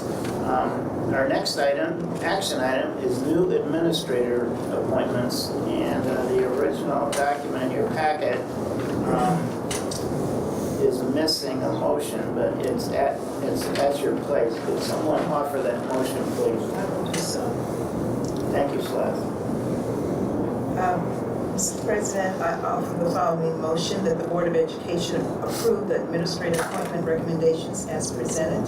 Ms. Asia Kaler as the new assistant principal at Central High School, and Ms. Jennifer Swank as the new dean of students at Community High School. Thank you, Celeste. Is there a second? I'll second. Thank you, sir. Yes, sir. Good evening, trustees, and thank you. And yes, it's my honor to bring forth the recommendation to promote these two individuals into administrative roles. First, with Ms. Asia Kaler, who currently is a teacher at North Middle School, although has been a teacher here at Central High School for the majority of her career with the Portage schools, but coming up to the administration here. For those of you not aware, Jason Frank, one of our current assistant principals here, is stepping back to the classroom. So he wants to finish his career in the classroom and do some great things there. So he will actually be half-time chemistry teacher here, doing all of the IB chemistry, and half-time IB IB coordination, which we have IB coordinators at both of our high schools, so he'll take that role on as well. And then our second one is actually a new position for us. It's the Dean of Students at Community High School, which will act much like an assistant principal, but have responsibilities for student issues, but not necessarily staff issues. Of course, much smaller staff there, so that'll remain with Clint Wagner. But really, what this will allow us to do, and it's a role that Jennifer has been able to somewhat do in her teaching role, but be that kind of first contact for students if they're having problems in the school. So, and her goal is to keep them at the school and in the school. So rather than having to go home and do different things that day. So we really want to make sure that we have someone with that administrative capacity to be able to act with the students in that way. So it's kind of a new position for us. So she's stepping out of her classroom role. We're fortunate that we have another teacher there who can take on a lot of those classroom duties that we brought into place. So we'll be a net loss of one teacher, but we will still have Jennifer in the building as an administrator, as the new Dean of Students, which again is a new position for us.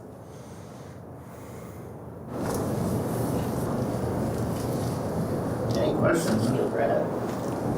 I'm just happy that for Asia and for the kids at Portage Central. I mean, if you go to the IB presentations, there's always a half dozen kids that have Miss Kaler there, so this is exciting for.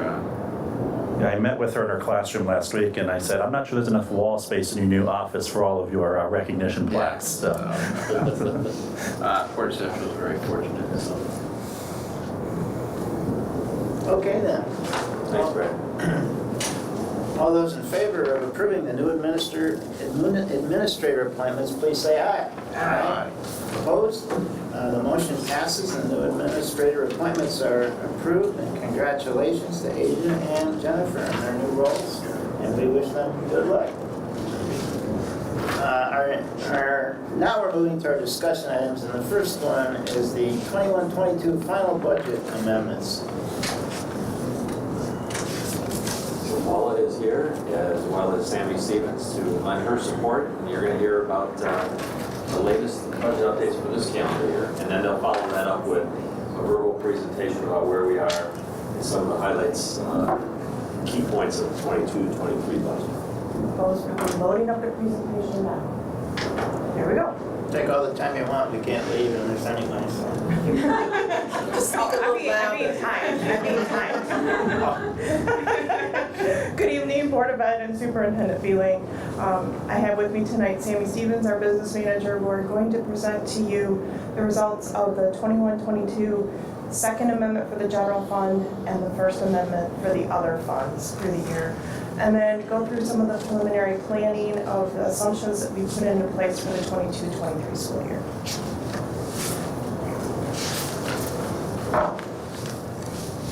Okay, so let's start out in 21-22 with our debt retirement fund. A resolution is included in your board packet that is projecting that we are going to end the year with an increase in our fund balance of approximately $98,000. We did levy 6.85 mils in total last year to make our debt service payments, and that included the necessary payments for the 2021 bond issue for new elementary schools that we will be building. The Building Site and Sinking Fund resolution is projected to end the year with an increase in fund balance of approximately $1.1 million. This Building Site and Sinking Fund is used for projects across the district. There's a listing in the resolution of where we have concentrated budget dollars for this year. We levied 0.4988 mils there. The Building Site and Sinking Fund is experiencing a Headley rollback. So the 2021 school year was the first year that we had the Headley rollback, and the rate stayed constant going into 21-22. Also included is the school service fund, and that fund is comprised of 3 different individual funds. It holds our food service fund, with Chartwell's managing that for us. Susan does an excellent job. We were able to participate in the extended summer food service program where breakfast and lunch offerings were free during this school year, thanks to U.S. Department of Education. Or U.S. Department of Agriculture, excuse me. Based on that offering for the year, we are projected to end the school service or the food service fund an increase in fund balance of approximately $1.2 million because of all those extra breakfasts and lunches that we did serve to our students.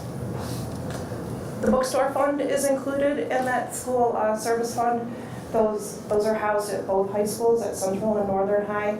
It's projected that we'll have an increase in fund balance of approximately $8,000. And then also included is the school service fund, which is what we used to refer to as our internal fund, where the clubs and other accounts are held. Due to GASB 84, we used to refer to it under trust and agency, and now we have to call it a school service fund. So that's projected to end the school year with an increase in the overall balance of about $100,000.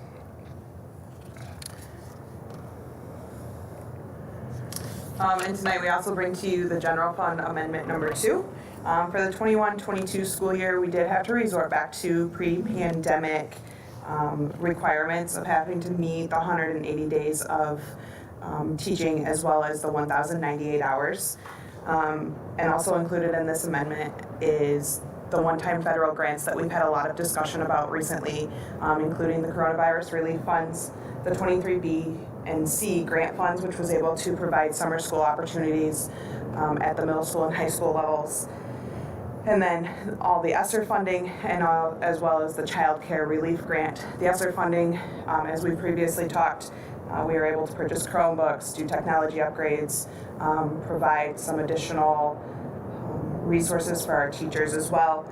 And then with the Curious Kids grant, so the child care relief grant, we were able to, or Tammy, Dr. Jensenius, Brad, Paula and I have worked closely with Tammy Carmen Hoffman to carefully plan that money, and Tammy's using it towards some really good activities for the kids. I know they went and saw a movie the other day, and that was paid for out of the grant. So just giving them some opportunities that aren't new, but give like more than what would be able to be funded by the general fund. And those all together total about $3.5 million in additional federal revenue that you usually do not see in our budgets. So just to bring that to the board's attention, that's the one-time money that once it's gone, it's gone. So we're being very cautious on what we are using it for.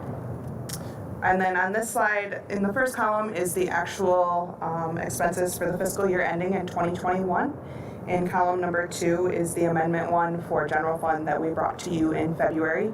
And then tonight we bring to you the 21-22 amendment, or second amendment, and we are bringing to you an estimated fund balance of 11.62%, and that's the unassigned fund balance. And again, nothing will be final on these numbers until we're able to close the books just before the audit. So it's our best guess projection at this moment in time. So that completes everything for 21-22. So now I'd like to jump into the assumptions that I'm putting into place for 22-23, which we will cover even in more detail in 2 weeks. So as you've heard me say at previous board meetings, the governor released her budget back in February, and she suggested an increase of $435 per pupil in the foundation allowance, which would bring funding to a level of $9,135 per student. The House brought out their recommendation for a budget of $300 per student, so that would bring a funding level of $9,000 a student. The Senate came out with their budget recommendation of an increase of $450 per pupil, bringing funding level to $9,150 per pupil. All of these budgets are currently in conference committee. They're negotiating, they're working through the details. It's a very unique circumstance of everything that's happening this year related to so many different people that are running for election. It could get very interesting now over these next couple weeks, because what they're really hoping to do is to finalize at least the state school aid bill for us before they leave, and they're targeting their target date, because they have set dates that they're in session. Their target date to be out of the Capitol is like the 3rd week of June. So I'm really hoping that we're going to see something happen to where they work out all the details. As I've reported to the board before, during the consensus revenue estimating conference, the state has surpassed, both for the general fund and the state school aid fund, the revenue targets that were set for this year. So there is a lot of money on the table to work with, and how they will decide to disperse those funds will be very interesting to see. Christopher Glass, who's with Kent County, he firmly feels that we could see an increase of $500 to $600 per pupil. I don't know if that will happen, but only time will tell. So it's out of our hands right now. All I can do is build the budget on the assumptions that I feel comfortable with at this time, and then we'll amend once we know what our final funding level is. And as you all are aware, we have to pass our budget by the end of June, has to be in place by July 1, even though we may not know what we're going to be funded at. So you're used to that story. I just want to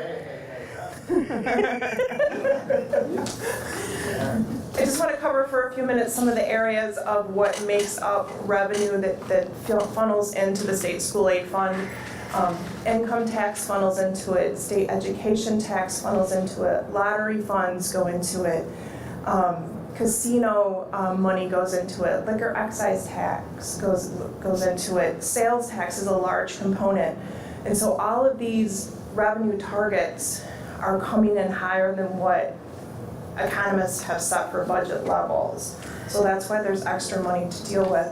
Now, one thing that I am hearing that we'll probably see in the 22-23 state budget is not only a rebate check, potentially a rebate check per person in the state of Michigan, but also a reprieve for a while on the sales tax.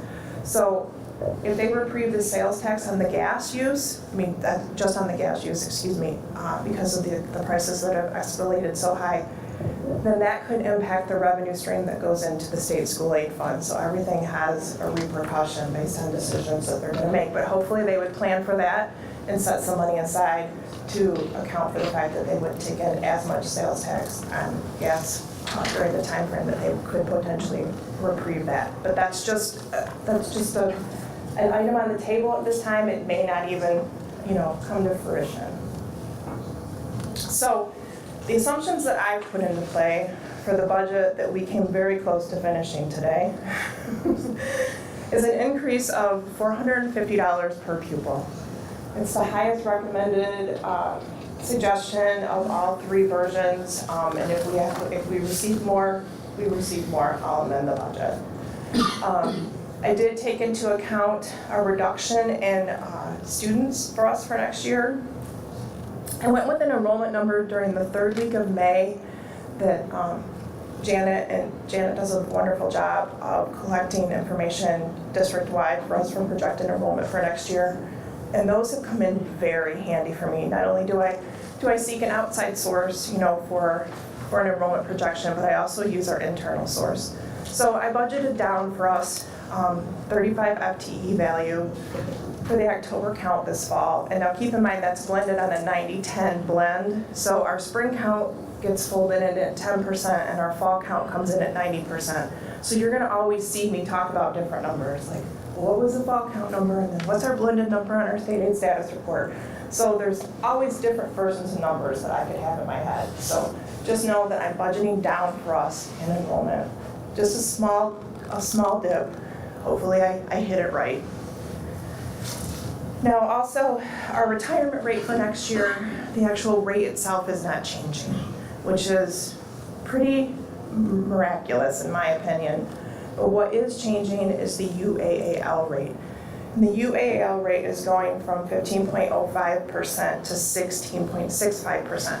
I have not built this into the budget yet because we will receive our revenue target for the UAAL piece in probably, they usually get it in the state aid status report by November, December, because it's an in and an out. It doesn't affect the bottom line. So I didn't budget for any change in UAAL at this time because it's not gonna affect what we currently have in our budget.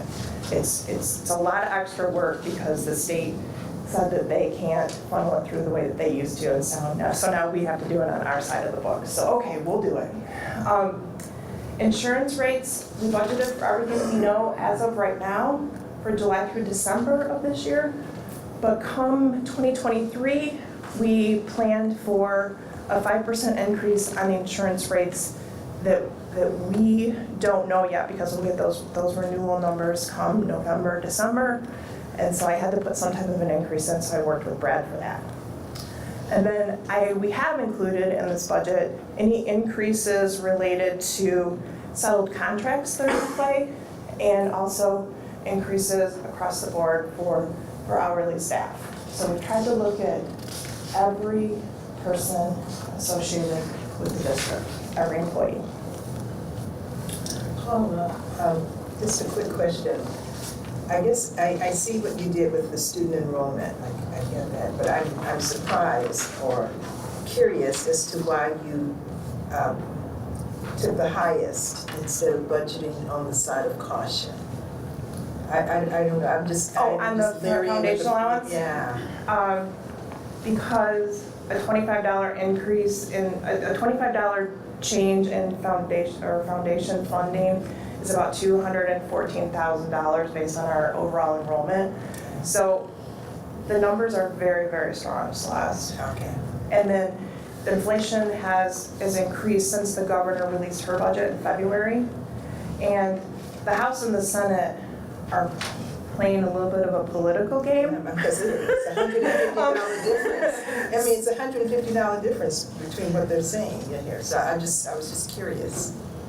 I think I'm gonna be low, but I'm not gonna go out and buy a lottery ticket tonight, but I hope I'm too low, so.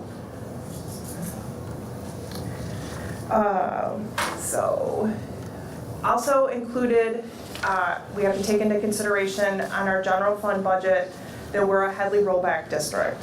So when I first started back at the district in 2017, it was I believe that was the second year that the general fund was in a Headley rollback situation.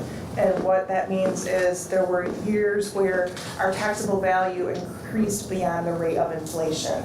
So we're not allowed to levy the full 18 mills on non-homestead property. So we are fortunate that for the 22-23 school year, we're not rolling back any further, but there will come a point in time where that number will dial back again. We're only able to levy 17.5695 mills instead of 18 mills, and that causes the district to lose out on approximately $371,000 of property tax money. So we do not receive the full pupil foundation on a student because we're a Headley rollback district. At this time, I am not putting pay to participate fees in the budget for the athletic programs for high school and middle school. We did not have them in the budget for 21-22. I am not placing that revenue requirement in the budget for 22-23. We are very fortunate that we have a special education millage and an enhancement millage that both funnel through KRESA as revenue back to us. There's a very large amount of money that's associated with those two different millages. And we've set the budget hearing for 2 weeks from tonight at 6:30 for the general fund and everything else. The building site and sinking fund, that's currently scheduled to continue through December of 2024 before we'll have to go back and take it to the voters for renewal. That's, like I mentioned before, for the 21-22 budget amendment. We'll still be in the Headley rollback situation for the building site and sinking fund. We can only levy the .4988 mills instead of the .5 mills that we originally went to the voters with. Those funds are being used district-wide. Some of the major projects that are included in the resolution in your packet are new playground equipment at Angling and Mooresbridge. We are planning to take the athletic parking lot at Northern High School that Johnny spoke of to the board a couple different times. That is building site and sinking fund eligible. So we are going to be taking that parking lot from the building site and sinking fund. And we're planning locker room renovations for West Middle School. So that's just a few of the highlights. All of the detailed items that I've listed out in the resolution are in your board packet, but that's just a highlight of some of the items that are included. The food service fund, our free option ended last week Friday for our students. So you've heard of us coming to you before with potential price increases based on the PLE tool that we have to use, because we have to be able to charge paying students the same rate that we would be receiving through free and reduced lunch pricing. So USDA just last week has released guidelines and given districts 2 options in which they can take for next school year. One option is we can leave our prices at the pre-pandemic level from 2 years ago as long as we have a positive fund balance. And if you happen to recall, when I covered the 21-22 amendment for the food service fund, there was a large add-in fund balance to that fund. So we are moving towards not increasing lunch prices for the 21-22s, the 22-23 school year. Get it right, Paula. 22-23 school year. So that would have an impact on lunch prices a year out from now, because that PLE tool will have to catch up for the year that we didn't increase prices. But to help ease our parents back into the fact that prices of lunch are now in place, we are choosing not to increase them. There is still rumblings, and speaking with Mark, that there could be something that would come through to make them free again, but we've got to build a budget, so here we are, and we can always change it. The debt fund, when I bring you the resolution to the board each year, it's all rolled up into one resolution, but I actually track those funds by 3 individual debt funds in our accounting system. I'm going to be bringing you a resolution to the June 27th meeting to fold those into what's called a common debt fund. So I no longer have to have 3 debt funds. I can have 1 debt fund. All the property tax revenue, all the property tax collection for the debt piece will go into that fund, and the debt service payments will come out of that fund. So when we are in the budget, it'll be outside of the budget hearing that the resolution will be on the agenda for, but I just want to give you a heads up. It's a very common practice. I had a common debt fund at my prior district. Department of Treasury really likes you to have a common debt fund instead of 3 individual funds. So we would go from 3 bank accounts to 1 bank account. You know, it's simpler. And so it's more work on our side to track it by 3 different funds. You see it as 1 fund now when you pass the resolution. So just to give you a heads up. And finally, this is a chart of our fund balance history over the years, just to kind of show you where we ended 2021 at the 13, and where we're projecting to end 21-22. Now granted, that one's not a final number, that's an estimated number, but the chart will get updated once we have closed the books for the year. Well, and this is one of those where by board policy, there should be almost a red line at 7%, which we're required to stay above, so. I can try to work on putting that in the chart if that would be helpful. I think it would serve as a good reminder as to what policy language says that, that helps drive our decision making. Are there any questions at this time based on the information that we provided to you tonight? I'll start with the amendment, because we kind of have 2 different subjects. I just want to express a concern that we're not spending money on the Buildings and Sinking Fund. We're taking a lot of money, but it doesn't appear we're spending it all. That would be correct. So I kind of look at that as we're trying to invest every year what we're taking in. And I don't know if we don't need it anymore, maybe that's a good sign. We do need it. I do know of a few rather large projects on the horizon that Johnny has planned that where it would cause me to bring you a budget where expenses would exceed revenues. Mm-hmm. So we do have some plans in place of using that money in very large ways. It'd be nice to know, just because like as a citizen paying, like it's just being saved, so I guess not knowing what that is, to express that concern. And then in the expense side of the amendment, last time we met, we talked about this. There was a significant, in the verbal, there was an increase in the building maintenance, and that's not in there this time. at least in the It's not in my narrative because we did receive, I did budget in for the monthly credit amounts that we received. There's a small increase there in regards to the line item that you're referring to, Rusty. But at final budget amendment time, it's not as large as what I brought you in Amendment 1. Sounds good.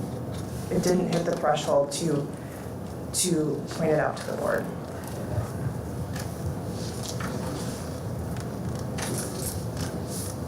Big picture, thank you for including a fund balance history slide. That's your slide, Bo. And I'll be so curious in 2 weeks to see what the projection will be for the next year's budget fund balance. That's what we.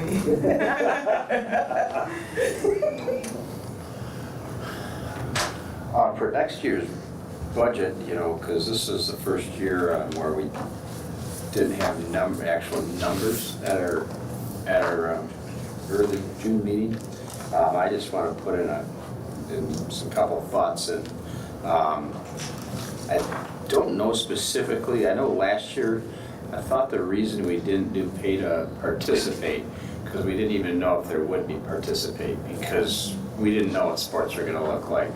And so I felt like we didn't want to have a bunch of people pay to participate and everything get canceled. We made it through the year, and so if that's a revenue source, I think what our athletes get, and wonderful coaches and all that thing, and it's assuming when parents are bringing their kids up through Rocket football and soccer, and they're spending a lot of money, and all of a sudden they get into middle school and high school, and they're not expected to spend anymore. But they're getting like very high quality. So I always looked at the pay to participate as a not a horrible expense. I know it's maybe a burden on some families, but I know a lot of these families pay for Rocket football or other things all throughout the kids' careers. So I just want everybody to consider maybe our administration to consider putting that in because every dollar helps, to reiterate, that doesn't look like we're going to have virtual next year. We had talked earlier in the discussion, so last year we had virtual, which I think, the way I understand it, is kind of going to go back to pre-pandemic virtual learning. Correct, at the elementary and middle school levels, yes. Yeah, and then even the high school, you've always offered it by law, right? But yes, I just noticed that we're not providing virtual instruction to the same degree as we did it this year. That was a because hearing from staff members, sometimes there's like 4 virtual kids in a classroom and a whole teacher's being taken up for 4 kids. And I'm just happy. I think it was great last year. I'm kind of happy virtual's going away, if it is the way I see it. It's not a very efficient mode but it was. It was an expensive program to run, and we did it because we had federal funds that supported that. And we kept those kids in the district, and hopefully they're ready to go back to our buildings. Rusty, I can definitely take your concern back to the exec team when we meet next week to see if we'll make any change regarding the pay to participate. And then in relation to our earlier discussions on the MTSS stuff and the bullying, I hope the district might consider more SROs. We had a presentation from Officer Kite. Dr. Harris was with me, and Dr. Pasco. He's gone. But there's things that Officer Kite and I mentioned. It'd be nice to have a presentation of what these guys do because they do a lot more than everybody thinks they're there just to protect the school from intrusion. There's so much more, and I see so much. It sounds like Officer Kite was doing a lot into the presentation. It sounds like he does a lot more than we realize, and so I would hope maybe the administration would consider, I'd love to have SROs in the middle schools, probably more than the high schools. Some of the stuff I hear, but I would just as input from one board member, I'd love to see athletic piece, and I wouldn't love to see them come back, but I think they're necessary. And you know, if there's a chance we could get some SROs in the building. I've been told by some Portage officials that, you know, they can make it happen. Just like similar to the situation we have. I don't know if that's true, but I was told that it could happen, so. I have heard that they may put budget language in related to that topic as well at the state level. I don't know if that will happen or not. Right. I have heard that it's been a topic of discussion since certain events have occurred. Yeah, and it was really interesting to hear. I don't know if you have anything to say, Celeste, but it was fascinating to hear what these people do. Yeah. Which is relationship building as well. So that was the piece I picked up. So I just, Rusty, to your comment about the pay to participate and the timing of when that decision needs to be made, we pretty much are using the approach that we are and have informed the athletic directors because they would have needed a lot more advanced time to notify families and plan for that. So right now they are not planning for it. I don't know as if we could, in a responsible way, reintroduce pay to participate for the 22-23 school year. Really creating, I think that communication has pretty much gone out that we were not. So just want an FYI.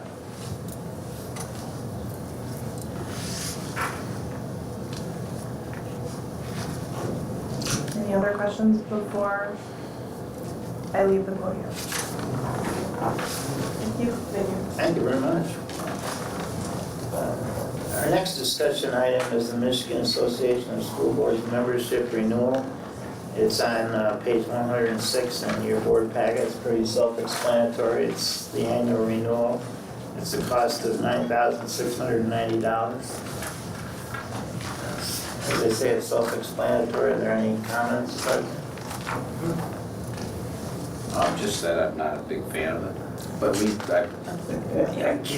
Kurt gets to talk about the debt, the retirement debt, and I just want to talk about MASB. So noted. They angered me a number of years ago, and I hold a grudge.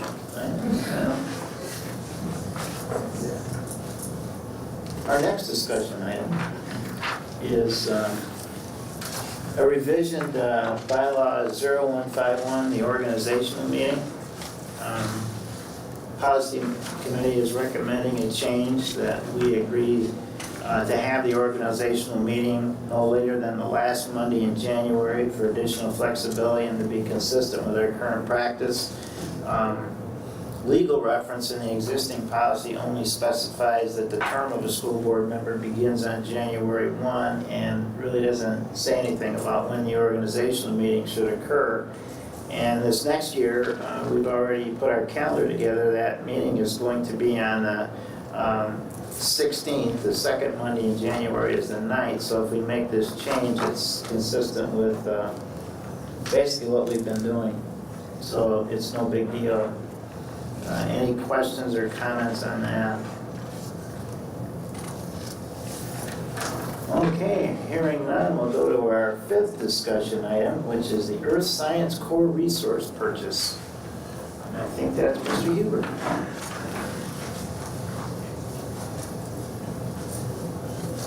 Yes, thank you for staying here as we go through all of these long agenda items here. Appreciate it. The proposal that I have before you is to accept a recommendation from us around the purchase of the Science Dimensions Earth Science textbook and digital resources from Houghton Mifflin Harcourt. That purchase is providing our new year-long Earth Science course with its textbook and digital resources. The digital licenses will go for another 8 years, which is more than enough for us to use the physical resources in the classroom as well and come back if we need to and make any adjustments to that. The entirety of this purchase is to come from the 2022-23 general fund budget, and that's already been included in that budget for this coming year. It's the final material request for the long process of adopting the Michigan Science Standards. If you remember, we made adjustments to move the earth science back to that junior year, but we had almost a 4-year lag in there where we started it, and those students could make the adjustments at the middle level, and now we're ready for the junior year level. This is a year-long capstone course which includes elements of biology, chemistry, and physics in the earth science. And of course, we're getting a little lesson in earth science tonight. As we hear the lightning and things outside, it's probably the only science that we experience and interact with every day just by walking outside. So a team has been doing the research on this. That would be our science teachers at Northern, Community High, and Central High. And they looked at a number of potential texts in the last 18 months and landed at wanting to do a pilot of this particular series. They developed the resources last fall, piloted them in the classrooms this spring, and felt committed to the process for this coming school year and for the next 8 years. Happy to answer any questions you have about that material purchase. Is there any urgency to get this approved more quickly than the timeline? Yeah. We can start it, would move the materials along, so as soon as July got here, we can engage in a purchase if that would help us. We can also wait till the last board meeting at the end of the month. It does give us the readiness, and I can also announce that to the team that we're all set to go and have things on board. That would be beneficial to us to do that. Any questions for Mike? Thank you, sir. Thank you. Our discussion item number 6 is the capital outlay furniture purchase.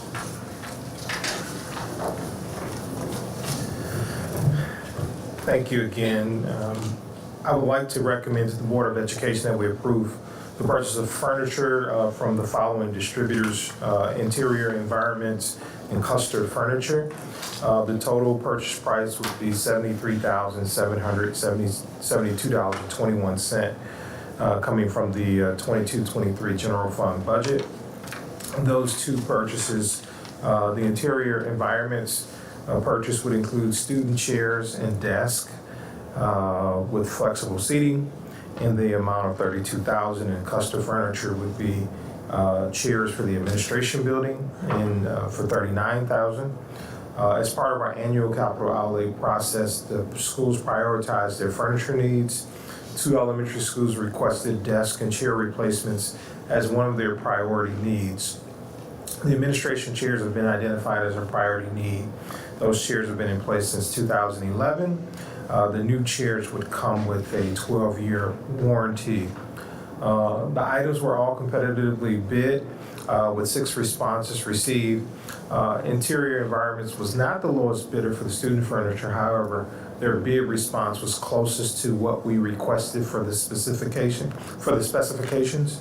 And then awarding the Interior Environments, this bid would allow us to replace existing furniture in poor condition and utilize the furniture as pilot furniture for the 2021 elementary bond. And the Custer was the lowest bid for the administration building chairs. We'll be able to replace both broken chairs in the administration building. I just want to put a little footnote around pilot furniture. During our last bond, we piloted furniture for our middle schools. We want to replicate a similar process for our elementary schools. This is just the beginning of piloting furniture. And our goal is to allow a couple classrooms at Central and Haverhill, those teachers to see some of the flexible seating furniture early, give us some feedback, get more pilot furniture in these schools as well.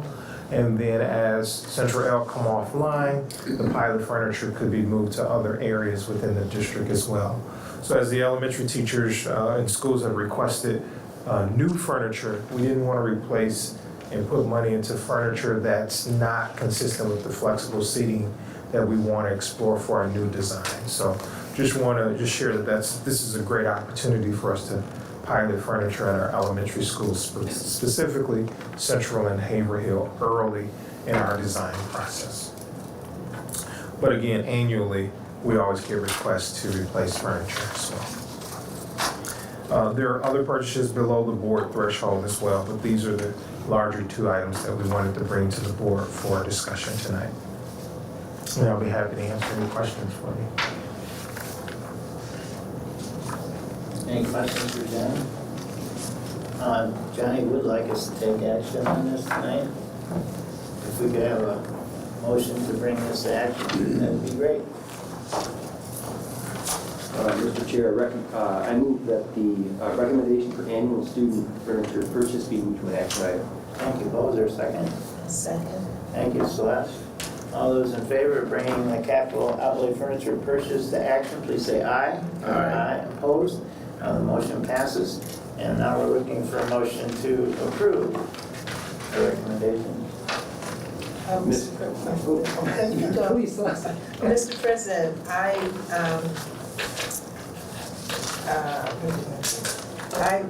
ask that the board accept the capital outlay furniture purchase as recommended. Is that good enough? We have to say how much it is. Oh, I should say Where that. it's coming from. And where it's coming from, all of that good stuff, okay. From the vendors of interior environments and Custer furniture for a total of $73,772.21. From the general fund? From the general fund, okay. Thank you so much. Yeah, thank you. Thank you, appreciate it. So is there a second, please? I'll second that. Thank you. All those in favor of the annual student furniture purchase, please say aye. Aye. Opposed? The motion carries. And our last discussion item tonight is Johnny again, the construction manager contract approval.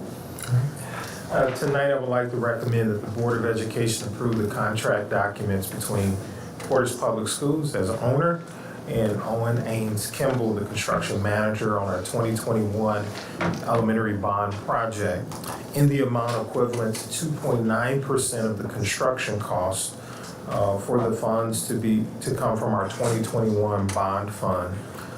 In December of 2021, we made the recommendation to the board to award OAK as our construction manager for those services.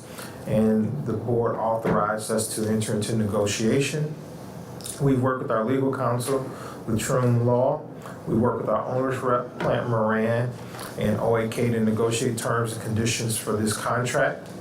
Preliminary terms were solicited as a part of the RFP that went out to all firms, and proposing firms were required to identify any exceptions they wanted to discuss. We subsequently worked with our legal counsel to agree to contractual language and terms acceptable to all parties. So just some of the key aspects is all the project management staff and pre-construction services will be covered under the CM overhead portion of the project fee, while securing a fixed monthly rate for field service staffing. Our field supervision staffing rate is capped at 3% per year beginning in 2024. We agreed to an overhead and profit fee of 2.9% of the cost of the work or construction cost. This is a 1/10 of a percentage point reduction. Our last fee was 3% in the middle school project. So we were able to negotiate down 2.9. That savings is roughly $100,000 in program costs. We also agreed to general liability insurance of approximately $150,000 less than what was proposed through the clarification of coverages. The GLI insurance charges will be leveled across all bond projects. And lastly, the agreement is structured to cover the entire bond program. However, we retain the right to exit the agreement at any point should circumstances change or the need for the district to evolve. And these are just some of the reminders with OAK, the work that they have done across this state, as well as what they've done also here with us as Portage Public Schools.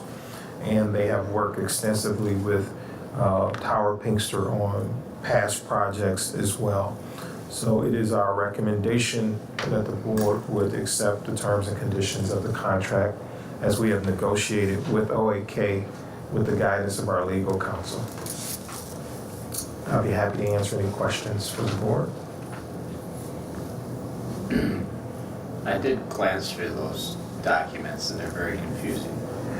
There is They a kind lot. of bounce all over. So you just have to trust our legal counsel. It kind of appeared like boilerplate from some type of organization or.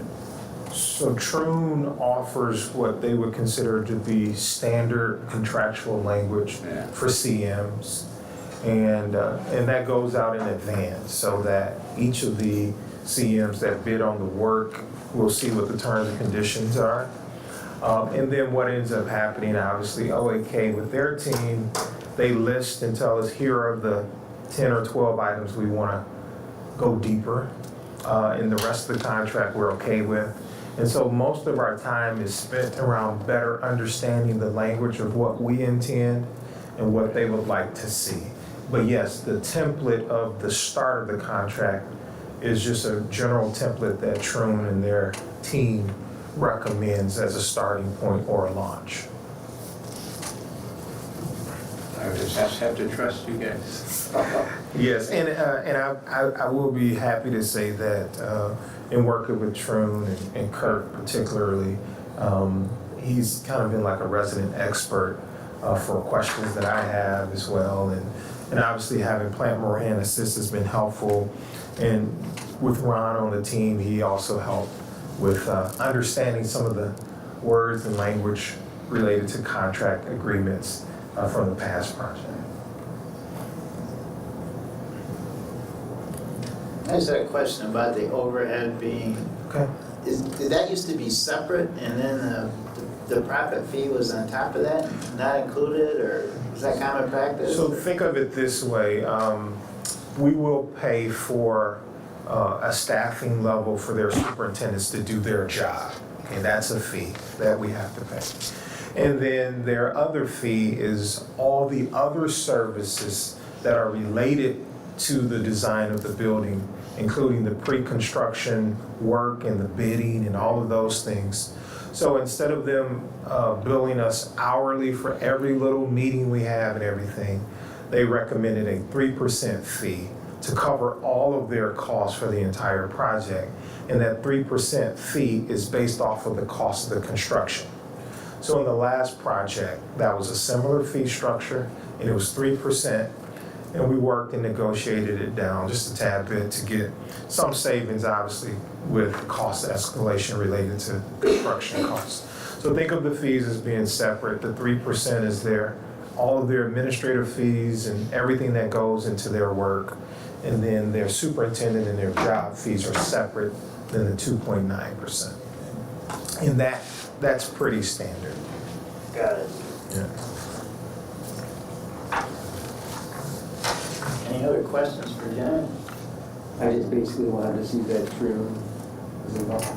Yes, extensively. And Matt Moran, so. Yes. I mean, trusted post and all this stuff. Yes. Yeah, thank you. Thanks, Jen. It's 8:56, we've reached the end of